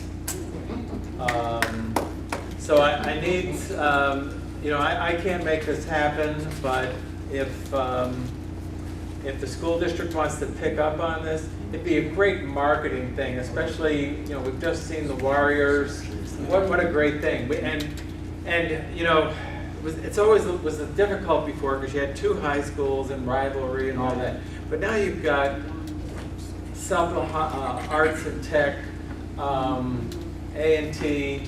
What a great thing to just do it right in the center of town. And then with I'm sure we could get the food joints that are along Evergreen to participate, because they also, it brings business to them. There's a lot of possibility there, but I wanted to put that on the table. And again, Greg Brown, the manager of Sarah Chevrolet on Telegraph, would really like to support this effort. Volunteer. And just to kind of get a consensus around the table, we think it's a great idea. And a final thing I wanted to bring up, as the council knows, we, and it has come up repeatedly, we have an aging community. And you've heard me say, I want to see our senior residents stay in their homes as long as possible. They own them, they're here. But what's happening is that many of them are having difficulty taking care of their homes. And we have a chore program. Unfortunately, it is funded principally by HUD dollars, the Community Development Block Grant. And the cost of administering the program does not leave a lot of money. It leaves about $75,000, and we're serving only about 160 seniors. And I really want to serve more. And one of the ways that we could stretch this, and this is something I'd like to offer a challenge to the schools, and I also have corporations that have agreed to join this. Instead of paying landscape companies to come out and rake leaves this fall, I want to start something I call the Big Rake. And we take maybe 3 or 4 weekends in the fall, and we go out, and for our older or our handicapped residents, we rake leaves so that we're not paying somebody. That way we can stretch dollars. Those chore dollars that we have, I'd rather see them spent on furnace repairs or fixing a leak in a roof than mowing a lawn or landscaping, and that's what a number of the dollars are going to now. So it's a way, I don't have other sources of money, but if through volunteerism we may be able to stretch this. So I would like, and I know in the past when I coordinated Volunteer Day, we had the various teams out, and they were tremendous doing that community service. So I would like to partner with the school district on the Big Rake. Federal Mogul has indicated an interest in supporting this and releasing their workers. Give them a day off during the week, so on a Saturday they go and rake leaves, an intergenerational thing. So these are things I wanted to bring to the table tonight to the school district and see if we couldn't partner on these initiatives. We've kind of segued into the roundtable discussion, so this is an opportunity for anyone to share information. I just got a question, Dr. Syra, about the neighborhood streets. What's the progress on fixing some of those streets in our neighborhoods? They have a 10-year plan. 10-year plan. You should talk about preparing the roads in the neighborhood. We actually have a 10-year plan where we've got the first 5 years rolled out. Depending, John and I were just on the phone this afternoon before we came over with our city engineer, and I think we've got 9 projects going on right now throughout the city in different neighborhoods. We're going to continue. When you go through the PACER rating, it's a concept of preserving. It's really an asset management program. You've got certain streets that are completely deteriorated, and let's say we give them an E. We got certain roads that are a C, C minus. You may see us go in, and I'll use the west side of the city where we rebuilt a lot of the roads 12 years ago when we put the new sanitary sewers in. We're going to probably go in and repair those roads now that are scoring in that C, C minus range, because that'll extend the life of those roads another 20, 50 years. but the goal is to get through the full city. And we're working through basically $40 million. In the last 2 years, we've led Oakland County in infrastructure investment in roads and sewers. Next year, the number's probably going to hit about 55 million. And part of the discussion that we had, walking through, we do weekly walkthroughs and the closeout of projects we did last year. There are warranty issues. There's this, we don't as a city, during the road debate, there was a lot of issue about road warranties. You know how we give warranties, we just don't accept the job. So in certain cases, we'll have a job that was done last year that may not close for 2 years because we're still trying to perfect that warranty situation. So we've got issues like that, but it's a 10-year plan. We will get through the entire city. And I am real pleased we have leveraged grants. The issue of federal aid came up. This year and last year, we walked off with 40% of the county federal aid. Not a big number. Keep in mind, 1 lane, 1 mile new construction is about $1.1 million of cost. Countywide, there's only $17 million a year, $15 to $17 million. Even with the new legislation, it really hasn't moved up. When we talk about Southfield Road, we're talking about between Southfield, Lathrup, and Bev Hills. If you roll in the full vision, it's about a $60 million project. That road, that same bucket of money that we go through for the entire county, Oakland County has the 2nd largest road network in the entire country. And part of it, for some reason, we have roads that, and use Washtenaw, they just don't have a mile grid system. They got Pontiac Trail and all these other roads that aren't laid out at every month. Oakland County, because of the point we developed, our road system's actually larger than Wayne County. So it's not much money to work with. The other challenge we have is as the county's roads age, Southfield Road continues to not score poor. Our secret in scoring roads has been the support we had from the taxpayers, that we're able to say, we'll come to the table with 20% instead of the required 10%. We'll come to the table with 25%, and that's what's allowing us to capture greater money. We'll continue to do that. However, the ante's getting a little tougher. Cities like Royal Oak and Pass Road villages, and so and they have figured out how this works. We still have a severe funding issue for roads. One suggestion may be that we ask MDOT, Michigan Department of Transportation, to take over the jurisdiction of Southfield Road.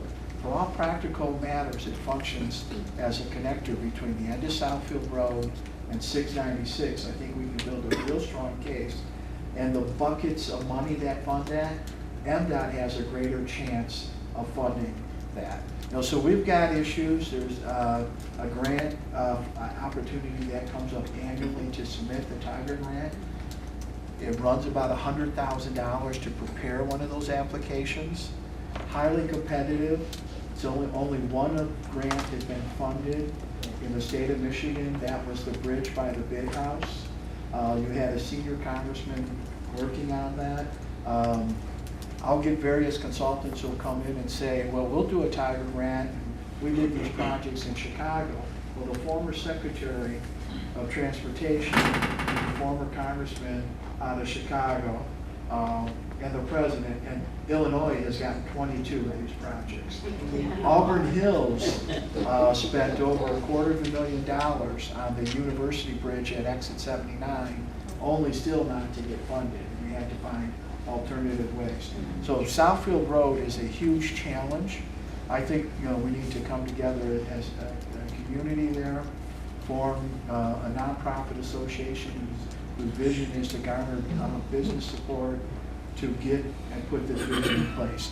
We're almost done with the environmental impact. My final comment on that is annually, our Congressperson Brenda Lawrence and even Sandra Levin would ask, do we have a large project? And we would submit and dust off, even though Congress isn't doing earmarks, we would give those earmark requests, because there's still the possibility that someone may be able to tack a piece of legislation on that brings that money. But the number we're using is 60 million right away. Concerns us. Southfield, our planning staff has done, and our engineering staff has done an excellent job in procuring right away. When we did the brownfield plan at Southfield and 12 Mile, we got the right of way necessary. We've got whole strips where we're in good positions. We're concerned about Frank, but we're happy he's willing to go on a road diet. So, appreciate your concern. That was going to be my question. Why are you stopping at 696? Why don't you just bring it on down to 12 Mile? It is a corridor that has an opportunity to drive new economic development and bring all of our neighborhoods together. And if you look at that boulevard design, what that would do as a welcoming symbol, it'll calm traffic. We won't have the intersections at the 15-minute wait at 13 in Southfield or 12. The Michigan rights will correct that. We need to all be working in that direction. Big ticket project though. One of the things, neighborhood streets are one thing, roads are another thing. And there are a lot of people that live in the city of Southfield or drive through Southfield, they don't realize all the roads that run through Southfield aren't the responsibility of Southfield. Some are county roads, and some are state roads, some are city of Southfield roads. So we keep, I do, I'm not going to speak for the rest of the council, but I keep having people stop me and say, when are you going to fix 10 Mile Road? And that's not ours. What do you mean that's not yours? So, but there has been discussion, and we need to, now that the next round of Pacer scores, and the exercise we'll go through this fall is a dialogue about, do we say to the county, we're willing to put more money to get a road done, even though it's not our road. That's tricky business when it's not our jurisdiction. If you would have said to me 10 years ago I would be making a comment like that, I would have said no way. But it's more out of frustration with this funding mess. So you have roads like Lathrup, Greenfield, and we partnered on Greenfield reconstruction 9 to 8 Mile because it was it was the county's road. But all those complaints came to us. The larger portion of Southfield not having an elementary school, do you know how many elementary students are going to have to be bused to the schools that are open? I would say that currently the number of children that will be moving to Adler and moving to Stevenson is right around 300 children. So they will be moving to Adler, to Stevenson, and we have a smaller number that will be moving to Thompson. So that is how Grace Letterly's elementary children will be moving through the district. We have the children that were in the middle school that are going back to where they came from, which was the Levy space, which is on 9 Mile. And so that's how that's going to be handled. I had somebody call me about busing the children from, they heard a rumor that it wasn't going to be busing from the John Grace area. John Grace? Yeah. Is that any truth to that? I don't recall John Grace having It's a Eastern pickup. 8 Mile Road. Yes, I don't recall that John Grace had a pickup at that site. I will say that there were a few children that were part of the MacArthur school that was grandfathered into some busing when MacArthur was created, and that was probably what now, about 7 years, Ken, 8 years? When there was some changes that, and so consequently, they were receiving busing right there for MacArthur, because they lived right near MacArthur. But as we moved MacArthur to a new location, we are moving so that all children at MacArthur it's a school of choice. And so we're following our rules for schools of choice.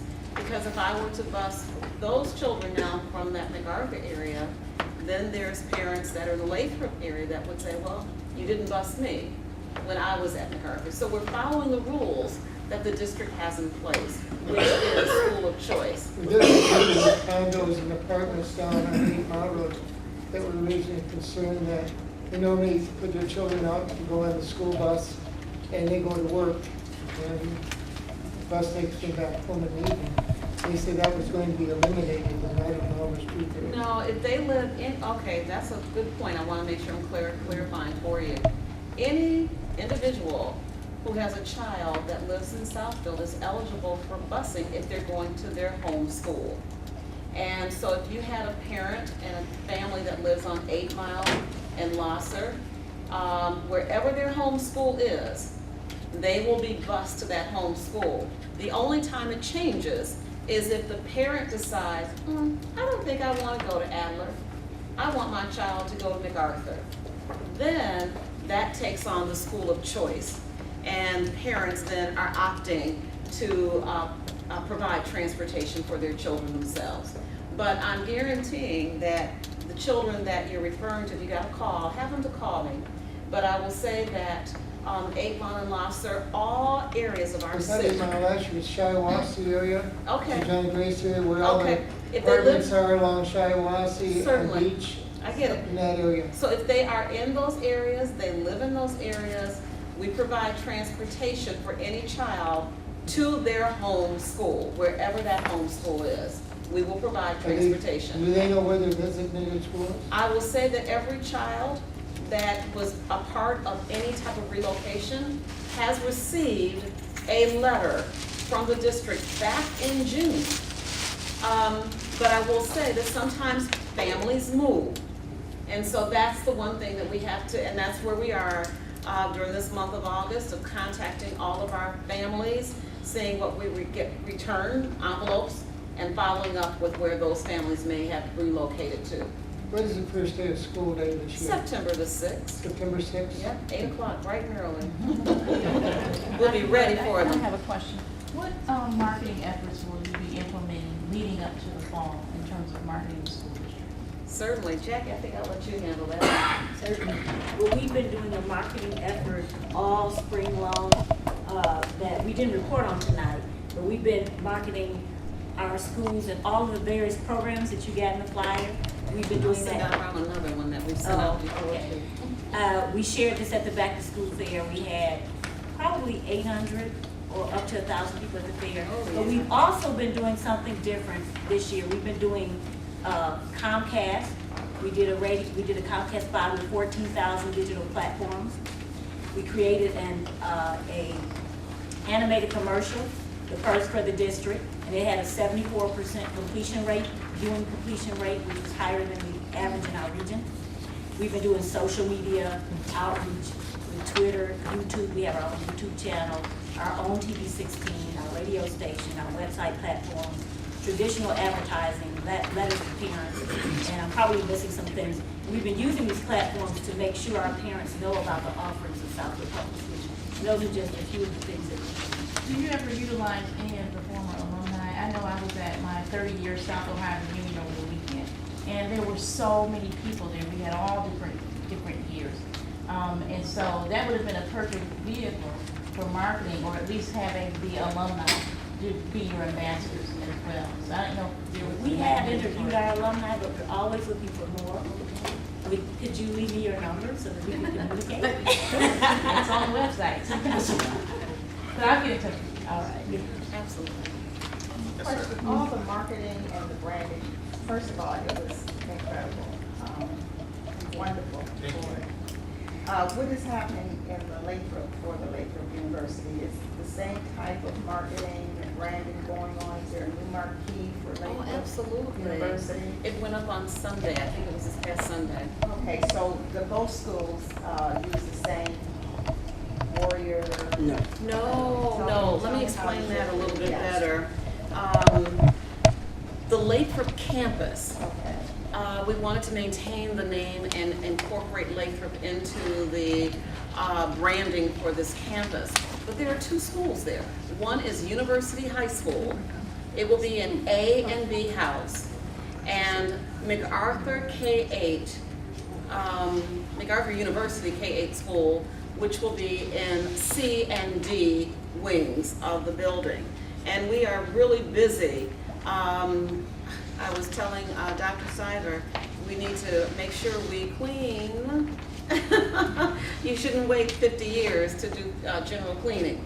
But in any event, we're getting the building ready for these wonderful new children. And so the D wing, which will be housing our elementary children, we're getting that ready. And I want that building, all of our buildings, to open up fresh and ready for our children on the 6th. So. Okay. And the Lathrup sign is already out. Oh yeah, the Lathrup sign. If you look on the front of the Southfield Lathrup, it's a brand new sign there. University High School is already on the front of the building. And there will be a sign on the side. There's going to be a marquee that will guide you toward the back for MacArthur. And then you'll see MacArthur main office on the back, on that back there. So it's all coming. The Bussy sign is already there. And the Bussy sign is already up, right across the street. Councilman. Yeah, as a new council person, I think I was last campaigning about 10 months ago, and invariably, a citizen would always ask me about the school. Right. And they would ask me about all the intricacies of the school that we spoke about today. And I would have to tell them, obviously, that two separate entities funded differently. And I said that to say that this is a very valuable meeting tonight. I mean, it's informational, obviously. I'm fairly informed about the city, but it's still informational. It's very valuable where I can have firsthand information I can just pass on to my neighbors and anybody else I bump into. So obviously, with respect to our council president and your officials here, I would like to see this on a regular basis, to do it on a regular basis. One, simply because the information that is relayed is good for the citizens to hear. Right. And I think there are good ideas been transferred and some things that can come down the pipe, because I know Southfield, we have a good planning department, we have good people who want to see the city grow. And one of the things that I stressed, and also that was stressed to me, that if you have a good school system, you will get new people into the city, new homeowners, and I said off and on that when I was in the child producing age, we would look at a house, but the second thing would be, so what is the school like? So that was that's an invariable piece of information. So I would clearly stress to see whether or not we can just schedule this on a regular basis as opposed to just being ad hoc. And I will bug my council president between now and the end of December to see can we schedule something on a regular basis, on an annual basis, regular. Good idea. Right. Excellent. Thank you. Anyone else? I just think back on what Dan said too about that. If at all possible, could we be, as council persons and other folks, be maybe provided with a cheat sheet of quick facts about the district? Okay. It just helps us sell, I mean, I feel that I got to sell in the district. I can have it on the back of my business card. Yeah, okay, yeah, I mean, it's just something good to have on us that, we can promote the city further with some valid information, not just some feel good, school's great and everybody's great, all this is wonderful, we got some numbers to put behind it. Thank you, Dr. Cruz. I would invite Jack. She's coming up with some more. We have people come into the lobby of City Hall every day. And I know I've taken the school folders over there, but these flyers ought to be there. People come, they're interested in moving here, or they've just moved here, they're looking for information on the city, and these should be there, so. Absolutely, we'll make that happen. Yeah. Tomorrow. Yeah. Tomorrow. Yes, ma'am. Dr. Williams of the School Board, I'd like to personally thank you for allowing us to use your school as a voting location. And, Our schools. I'm sorry? Our schools, I'm sorry. Our schools. And please thank your staff. They're always very helpful whenever there's a problem, you know, in the 11th hour. Also, I would love to see some type of program with, we could implement something with our university, junior and senior students for voting. I believe that school is closed on November 8th. It's a wonderful learning opportunity. Maybe not we, but you can create like a community or I don't know if they have to serve community service hours, but through a government program, we can work together, and I'm sure even in Lathrup Village, they would welcome, you know, a few young adults to their team, but we did it years ago, and it was a win-win situation, and I'd love to implement it again this year. I do too. So we'll, I'll have Jackie and also Nicole will work to get that, because I do know and understand and appreciate it. Thank you. I'd like Shelley Freeman to just talk about our career center. Thank you. I do have the great honor of being the chairperson of our partnership council, which is really a wonderful program for us to work with the business community and the schools. We really appreciate the opportunity. Lisa Strosky, who's also on our board, is one of the staff people at our Michigan Works office, and we're relocating that facility to Lawrence Tech's campus. It's called the Enterprise Center. So we're very excited about it.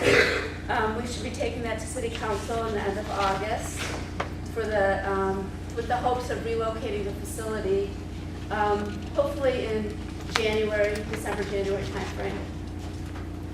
The relocation of this facility will be tied with,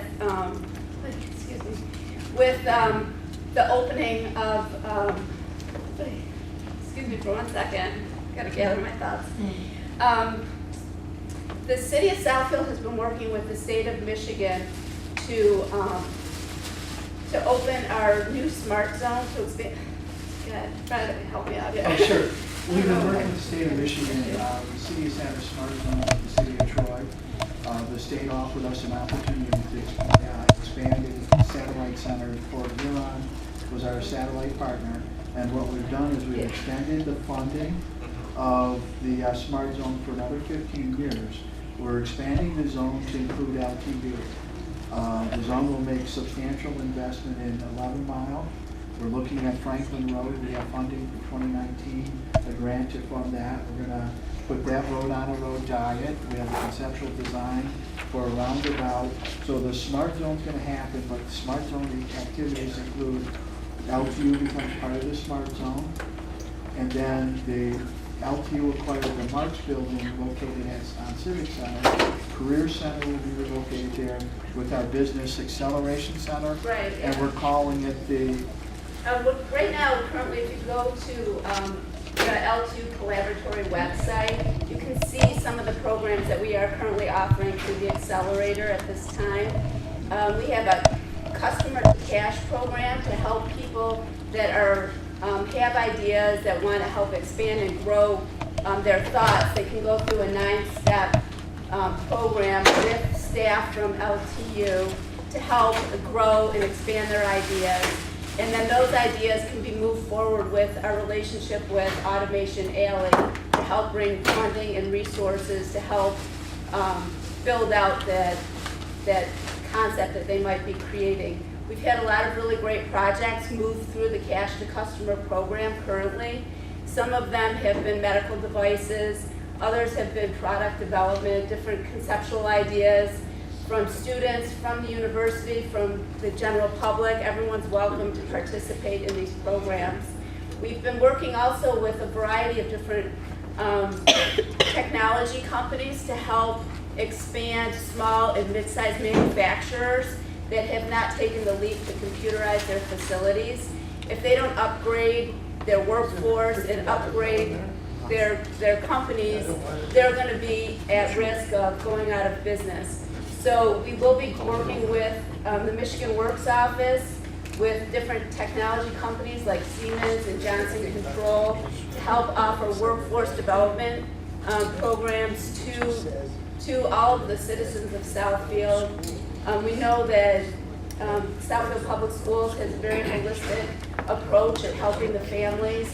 And through the last annual fair, we did share flyers about the Southfield Michigan Works office. We invite you to have your families come and participate in our programs. We will continue to work with a variety of different programs to help with help people start their own businesses, grow their ideas. We have a lot of resources through Oakland County, through the state of Michigan, through SCORE to help with these programs. We want to continue that. We have staff that are in your schools currently. I know Sylvia's been doing a great job and working with your students and helping them with career ideas. And again, we're very active in participating in the Partnership Council, so we're thrilled to keep that going and just to help create a lot of new opportunities. So the accelerator will be opened. It's really fashioned towards people that want to build things. The state of Michigan, and Fred mentioned, we're part of the Smart Zone, but the Smart Zone really wants to ensure that we are not encroaching on other smart zones. And so because Lawrence Tech is based on product development and building new things that can help advance in the development of products, that does include some techniques that Microsoft has been using in terms of the goggles that you put on with the visual development and taking all the different new technologies and using that to advance the development of products. So it's really exciting about all the different opportunities we have, and we want the schools to be involved in that as well. Great. Thank you. Thank you. We're really excited about that, because in your evaluation, the possibilities for investors are tremendous to foster a greater entrepreneurial spirit in our young people. The other reason is Oakland County has 8 Michigan Works offices, and the goal was to create a center which is such a level of synergy that as unemployment continues to drop, that you don't want our program to be put at risk for reductions in funding.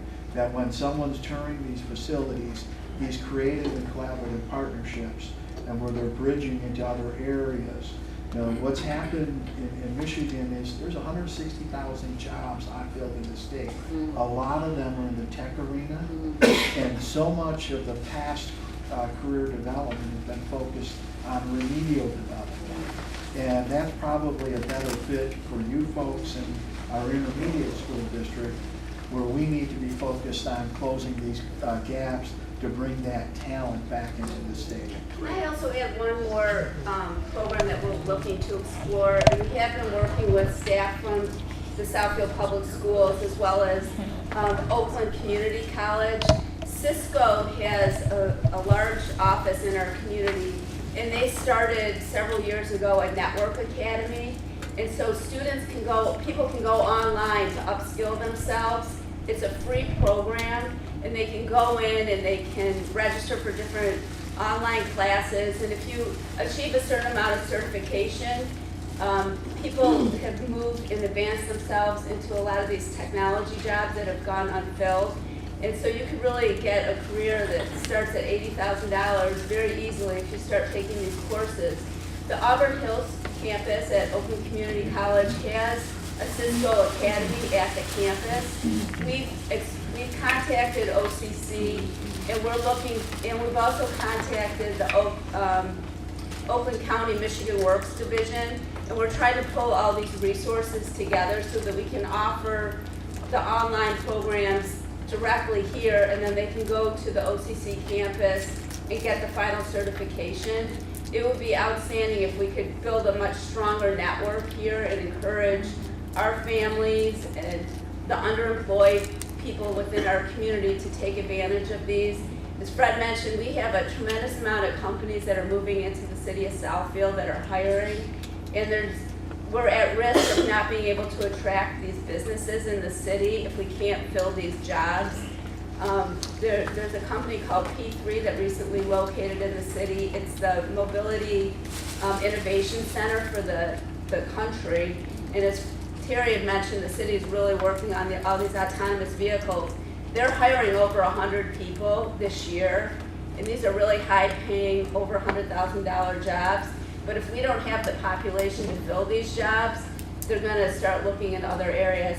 So we really want to work with all the different partners to bring this Cisco Network Academy to our region. So that's a really important initiative. Great, thank you. We welcome collaboration. We welcome partnership. Absolutely. Michael.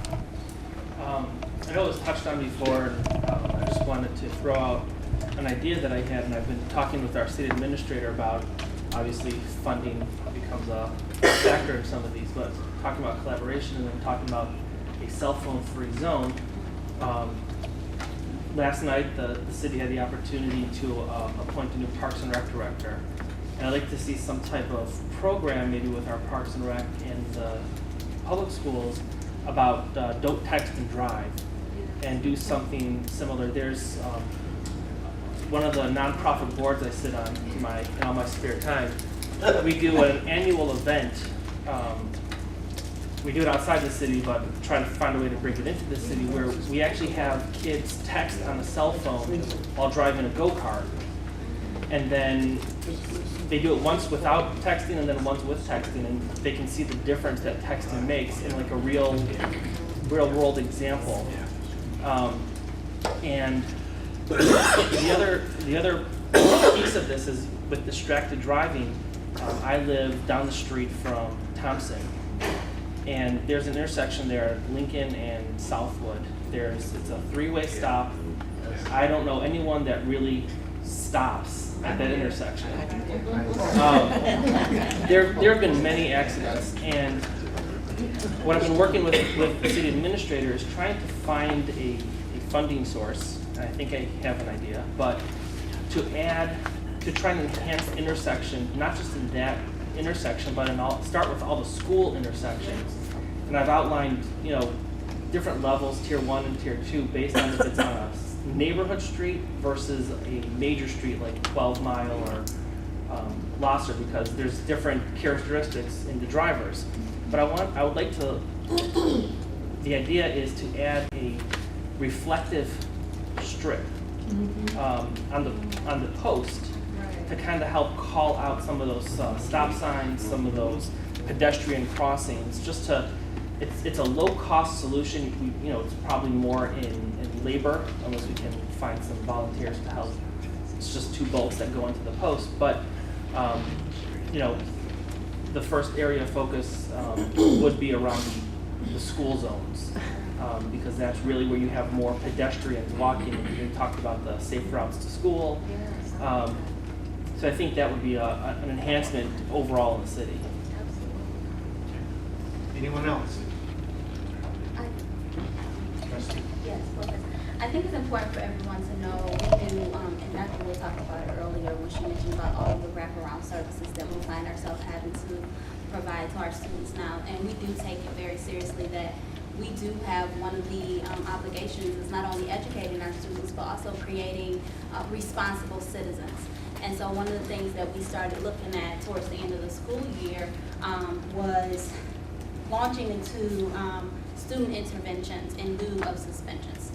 We recognize that it does no good for students to just put them out without giving them an opportunity to learn about the mistakes. And so we are looking at, and as you were talking about, Dr. Seibel, with the anti-litter initiative, and other with our council, partnership council, other opportunities that our students can partner to do community service, so they're learning, and we're helping to create good citizens, because we do want to reflect the excellence of the communities that we are here in, obviously. So that is something that myself and George Chapp are kind of taking the lead on, and you'll hear more about hopefully in the coming school year. We're looking at piloting it this upcoming school year. I like that idea. Anyone else? Yes. Councilwoman. Thank you very much. But in connection with the City of Southfield, we're having a shred day on August 20th. at Lathrup Village City Hall. And it's kind of expanded into a health day as well, but we'll have, you know, the blood pressure, diabetic. We're also going to be giving away some school bags. I don't know how many this year. Next year it'll be more. So I just wanted to welcome you all to bring, it's a huge truck. August the 20th on a Saturday. I'll send a flyer out to everyone. So it should be good. Veterans will be there, DTE will be there, it'll be music, fun, just a small. Just a quick public attractions. I appreciate council doing the one, but on August 13th, which is a Saturday, we're having a jazz fest featuring Kimmy Horn and a number of other Lathrup's own Kimmy Horn. But it's going to be a great afternoon. It starts, I think, about 4 o'clock. And I'll be there. Look forward to seeing you. All right. Anyone else? This weekend? August 13th, this weekend. Okay. I'd just like to say, this board is. The only, I have just one last piece of business. If there's no more new business, the meeting is adjourned. No. Public comments. Public comments. Pardon me? Public comments. Oh. Yes. Yes. Yeah, that's coming. But this is not our meeting. That's coming. Okay. We're going to have a public comment, but Okay. that's coming. But our anyone meeting else on a roundtable comment? I'd just like to say to the community that it's good that we sit down and have these conversations a couple times a year. This is an honors board, and we spend time in Lansing with our legislators like we're doing now. We go up and sit down with Mr. Moss, Representative Moss, State Senator Vincent Gregory. We just recently came back in June where we spent time with Senator Debbie Stabenow, Senator Gary Peters, and we had a debate session with our Congresswoman Brenda Lawrence. We took the opportunity to ask her, because now she's got a district full of school districts, and we wanted to ask her what did she think our district should be doing. Everything she mentioned we're already doing, especially in the areas of workforce development, which I did learn that she's on that committee, as well as the skills trade workforce caucus. So those are things that we're already doing, we've got in place. We encourage, welcome collaboration, partnerships, things of that nature, and we will take your money through the foundation as well. All right. With that, public participation. Only those persons with concerns related to school or city matters may participate during the public participation portion of this meeting. Comments are limited to 3 minutes. The board and council members will listen to comments but may not respond during this meeting. Comments may be referred to an administrator or to the superintendent for follow-up. As a matter of fairness, speakers with complaints against individuals are asked not to mention persons by name. Complaints concerning an employee should be brought to the attention of school principals or city administrators before bringing it to the board or to council. Your cooperation is appreciated. I stand corrected. On our agenda, there are 2 requests for being recognized. And I want to take this time to recognize them because they are on our agenda, and I stand corrected. I was looking at the wrong agenda. And the first one is Gerard Mullen, and you have 3 minutes.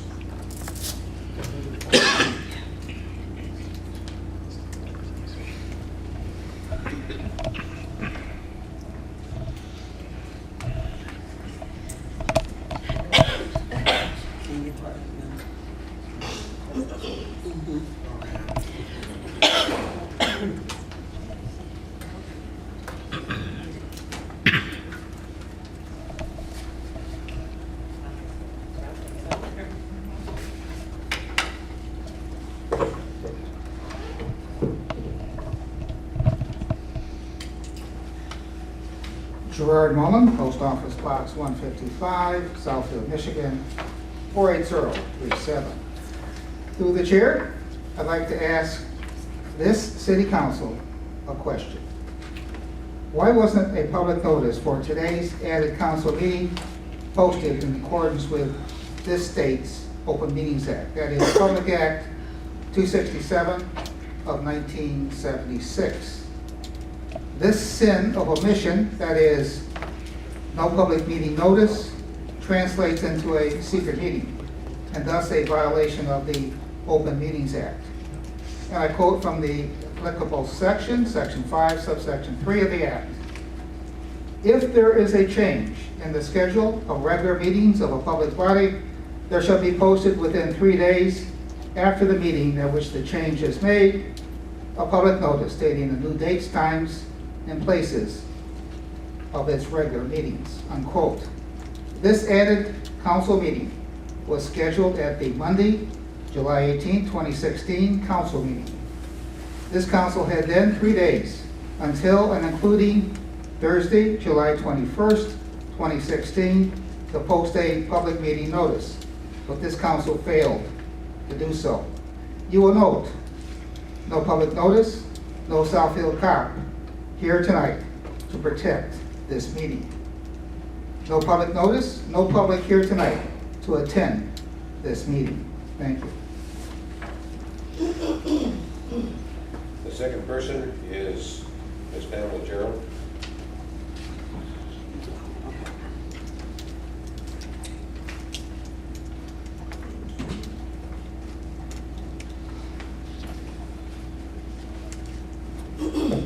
Good evening to the school board and to the Southfield City Council, and also Lathrup Village, and to both of the mayors. Recently, the Regional Transportation Authority came to a Southfield City Council meeting talking about this new project in the regional transit. I was very impressed with our Councilman Donna Fracassi, because you asked very good questions. And one of the questions that you were concerned about was the transportation routes. I'm going to encourage all of the bodies in here to not promote this Regional Transportation Authority until they consider changing the routes and adding more routes that would benefit the people that live in your city or work in your city. For example, one of the routes that Mr. Fracassi was concerned about was Northwestern Highway. You've got a lot of people that work in Pontiac, Waterford, Detroit, that can't even take a job out here because they don't have transportation. So why would we pass a millage in our community when there's no transportation route for the people to either come out and work in our community or for our community to go out and work in other areas? So I'm going to suggest that this same body here get together with this authority, have a town hall meeting for all of our areas to talk about the routes. If they're not going to include our area and the routes, we should not pass a millage. Thank you.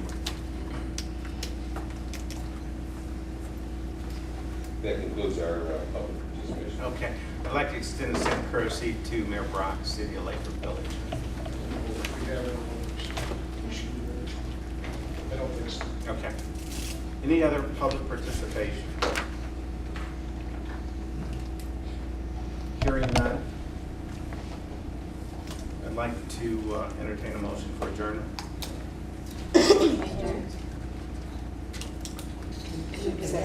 Properly moved and supported. The meeting of the Southfield Public School Board, City of Southfield, City of Lathrup Village is now adjourned.